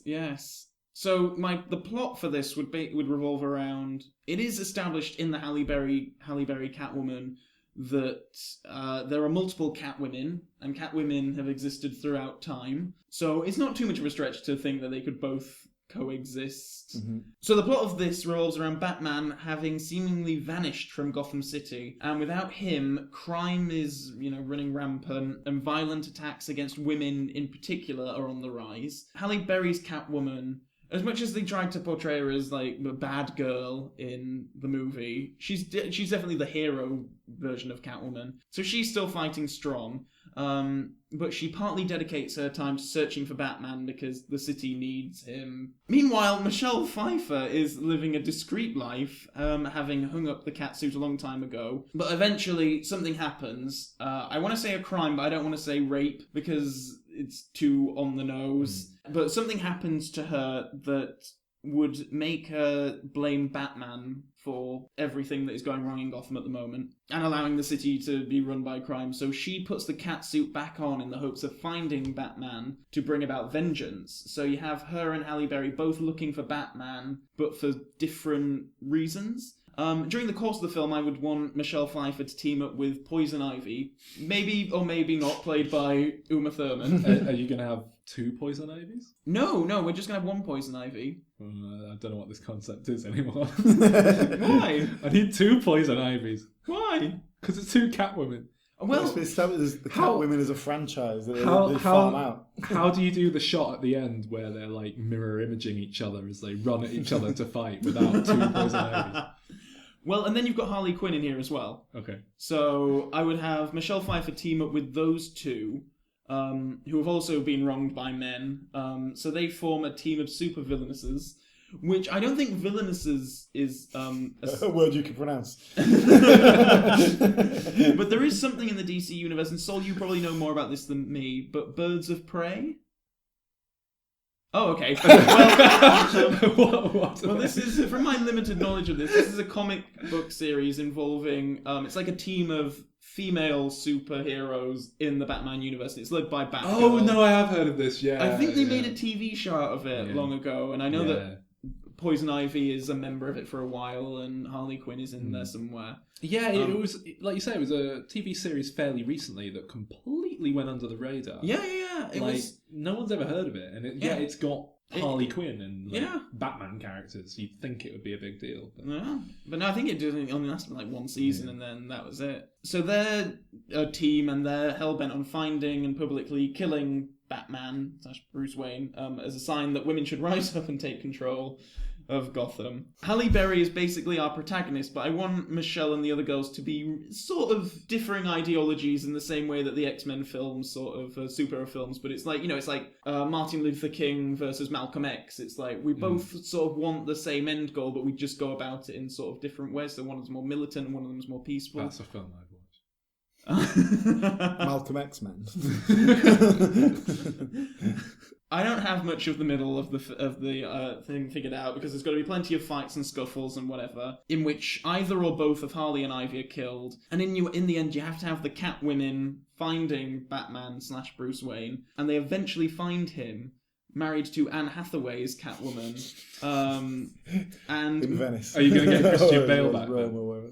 well, I know that the top I sort of suggested that we would ignore the Christopher Nolan ones, but this was the only punchline of an ending I could think of. So there we go. I like that. It sounds very similar to your favourite episode of the animated series. Harley and Ivy. Yeah. Yeah. I like the idea of just the women of Gotham going on a rampage. I haven't watched that episode in years either, but there's an episode of the animated series where Harley Quinn and Poison Ivy basically team up and it's like girl power and... Like powerful women, don't you, Calvin? I do. Domineering women. Yeah. How is your mother? Probably listening to this. So, hi, Mum. Okay, one for all you Freud fans out there. So, Alan, what's your pitch? I'm interested to hear it, considering your lack of appreciation and enjoyment of anything superhero related. Yeah, I'm not really into the superhero thing, so I think that's why I could like Batman, because he's not a superhero. He's very grounded in reality, and so you could make that more engaging. And the Nolan, they do it pretty well. Basically, what I took from all these superhero films is that the superhero nonsense isn't very interesting. What's interesting is the alter ego stuff. These lives that they try and live as normal lives, particularly Superman. Like, he has an entire life as Clark Kent. Like, Bruce Wayne is a bit of a cover. He's just like that playboy kind of image. But Clark Kent he's got a job, he's got a girlfriend, or, whatever happens with Lois Lane and all that. Sometimes a girlfriend. And so those are the interesting characters. So if I'm trying to do a interesting character piece, that's what I'm going for, really. So, yeah, got rid of all the hero element bit. So I've got a film where I'm smashing the two worlds together, whether it's set in Metropolis or Gotham, I don't know, some sort of Metropolis, I guess. I think they literally border each other, so it could just be on like a cafe that's kind of neither one nor the other. The border changes every few years officially when they draw city plans. So we got Clark Kent. So basically, there is no superheroes in this film, and there's not like there are superheroes, but they're not being them. It's like it's a world without. This is real superheroes. world with the characters of Clark Kent. So, and Bruce Wayne. so how does Clark Kent work? So was he still adopted? Well, yeah. Basically, Clark Kent is he brought up on a farm. Is he still an alien? No, he's just Clark Kent. He's just a guy. Well, what established as we know of him, he's a journalist, and he's from like Ohio or Iowa or wherever it's like farm. I think it's Kansas. Okay. I don't know. It's one of those. Kansas sounds one of those. right. Just, why do they have Kansas? Like, because that's like a real place. And then Metropolis, which is... It's weird, isn't it? Metropolis and Gotham are basically New York and I think Chicago. And for some reason, they didn't want to call them New York and Chicago. But like you say, there are real places in the world. It bugs me too, to be honest. Especially because Gotham, I think, was like a nickname for New York back in the day. It was kind of a... So, Clark Kent is, brought up on a farm, but he's become a journalist. He's a little bit clumsy, but he covets that Pulitzer Prize, all that sort of thing. So his partner's Lois Lane. He's working with her. They're working on this big story. Bruce Wayne is this playboy billionaire, and obviously Wayne Industries has got fingers in many pies. There's all sorts of things. So is Bruce Wayne now, is he actually like the good guy philanthropist kind of character that he is, or is he the kind of playboy idiot that he often plays up in some He's sort of a little bit of both. He enjoys the playboy lifestyle, but he's a kind of philanthropist as well. You'd have George Clooney as like someone who can do that with charm. But Clark doesn't like Bruce Wayne because he's convinced that you don't get rich by being a good person. Bruce Wayne's got so many sort of tentacles out there that something must be dirty. So Clark decides that this is the way to get himself a big scoop. He's going to find dirt on Bruce Wayne, and he takes it really personally because like he had to work 2 jobs to get through college and all this sort of thing, and like Bruce Wayne just got handed everything to him on a plate. So it's a real personal grievance for no reason because he's like they've not got any personal connection. It's just. Did Bruce Wayne's parents still die when he was a kid? Oh yeah, Okay. We'll probably see it from 8 different angles. Okay. Yeah, so I was gonna say because there's Batman stories where like that never happened, and you see a world where he did just grow up as an entitled, rich kid and never became Batman. And so I was just wondering that. That'd be an easy way of explaining. Well, it's going to come in a bit later because that's how we sort of empathise with Bruce, that he is human, and he got just basically given this fortune when he was a kid. Of course, he used it to have fun. The plot beats will take the form of shamelessly using existing characters.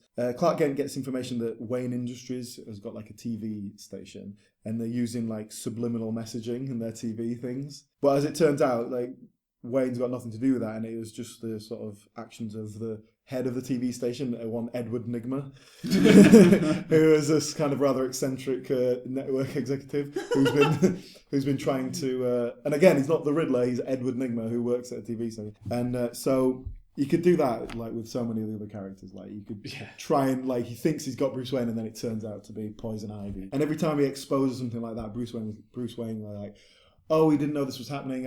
We've sacked him. We've shut this down. We've made this right. And here's a charity donation. A bit of a subplot, which should kind of be a nice bit of comic relief, like the relationship between Clark and Lois. That they're just sort of starting to see each other, and like Clark really fancies her. She's like, okay, well, we work together, so I don't really want to kind of do anything, but she does quite like him. But then it's kind of made worse because they actually meet Bruce Wayne, like maybe at some gala or a charity event or something. And like Lois obviously just like starts getting moist every time that Bruce Wayne's around because she's like, oh, looking very sexy. Do a bit of an indecent proposal thing where Bruce Wayne is like goes to Lois like, oh, I'll give you like an exclusive interview. Come and do this thing. And so she goes, oh yeah, we'll do the interview. Let's go for dinner. Oh yeah, come on my private helicopter, and we'll fly around. And he's like trying to get into her knickers, and then she's really tempted.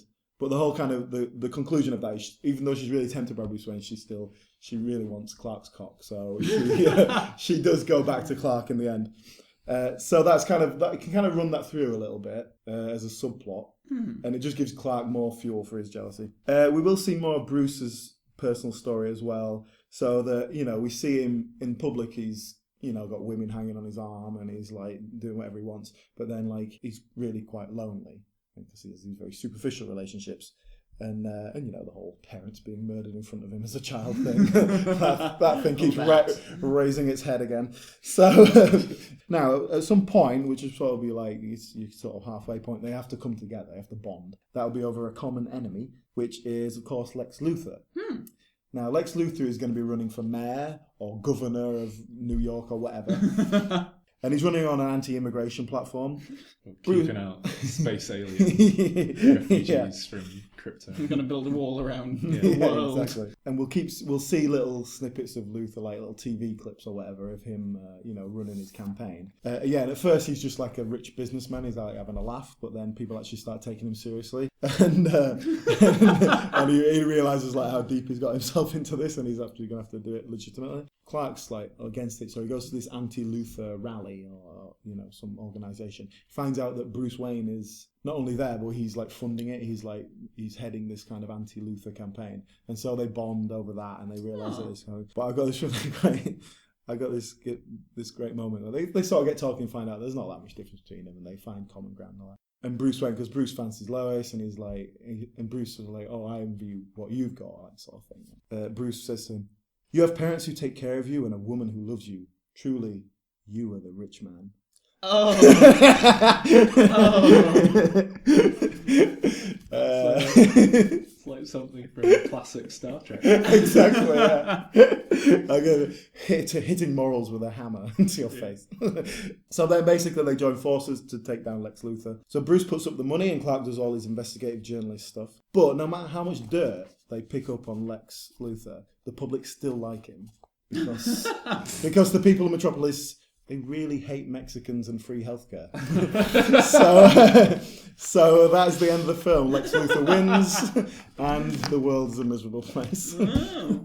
See, I thought you were going down the route of Clark and Bruce being like Bernie Saunders and Hillary Clinton. Like one of them's, sort of a bit more righteous but doesn't have the money behind him. The other one's Wall Street's choice, but still quite liberal. That'd be good. You want to take it the allegory of it. Yeah. I'm disappointed. I thought there was going to be, when Bruce Wayne's chatting up Lois, I thought you were going to lead to the Batman versus Superman bit where they have a fist fight.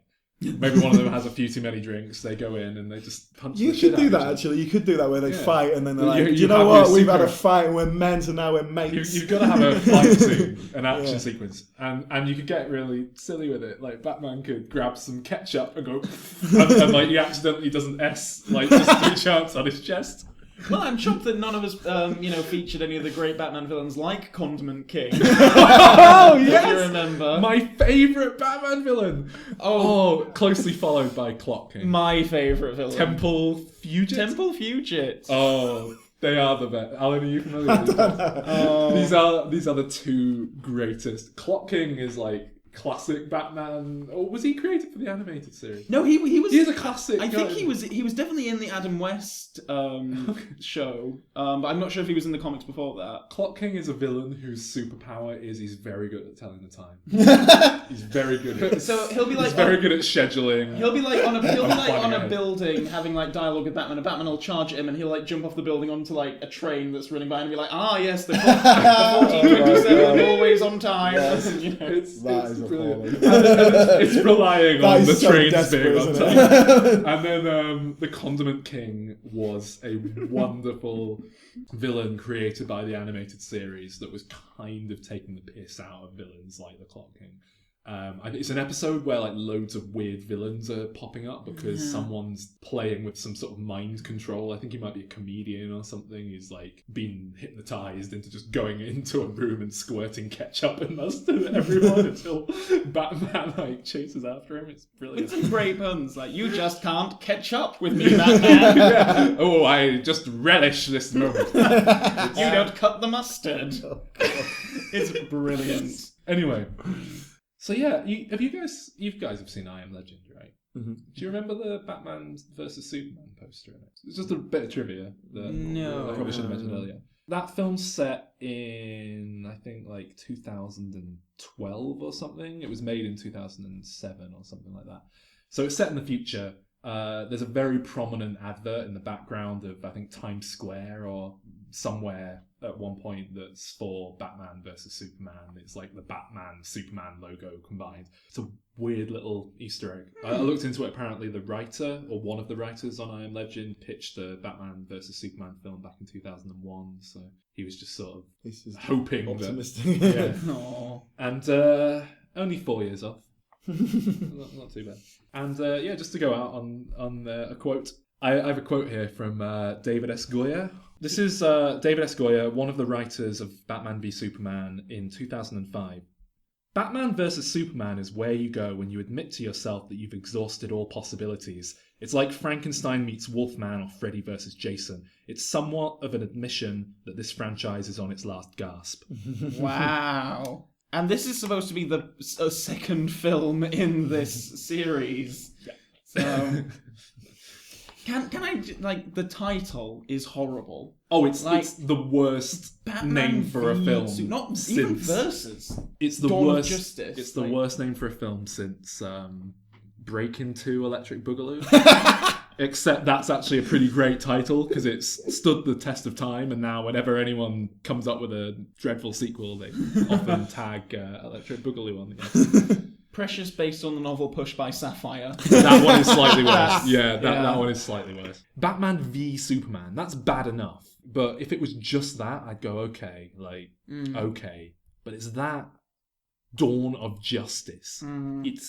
It's a mouthful. It doesn't roll off the tongue. It doesn't really mean anything other than, it's the Justice League starting. It's like Captain America, the First Avenger. Yeah.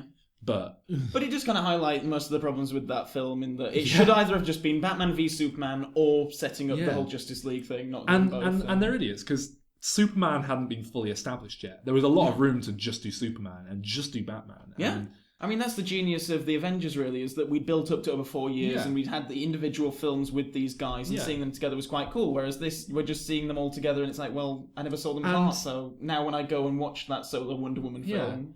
So I'll be seeing Suicide Squad anyway, despite all these misgivings about DC. Yeah, I guess I will as well. I probably won't. I might wait a few weeks. I think there's some other stuff out around the same time I'm more interested in. But I'll get to it. I suppose I'll have to watch it just so we can talk about it. But... Yeah, well, you didn't watch Batman v Superman, so will you? I know, but I'll probably watch that at some point. I was too busy watching George Clooney's nipples. Fair enough. Well, we can talk about Suicide Squad when we get to Wonder Woman. Yeah. Maybe. That's probably going to be the logical jumping off point, yeah. So, thanks for listening to our Batman epic. Check out Suicide Squad if you feel that way inclined. So, yeah, go and find us on Facebook and like us. Diminishing Returns. All that shit. Please like us. Yeah. See you around, Bond fans. No, what are you going to say, Calvin? You haven't got anything to say to get out. I stole your exit. How do we get out of this episode? Well, we should say goodbye. Okay. No way. Goodbye. Bye. Goodbye.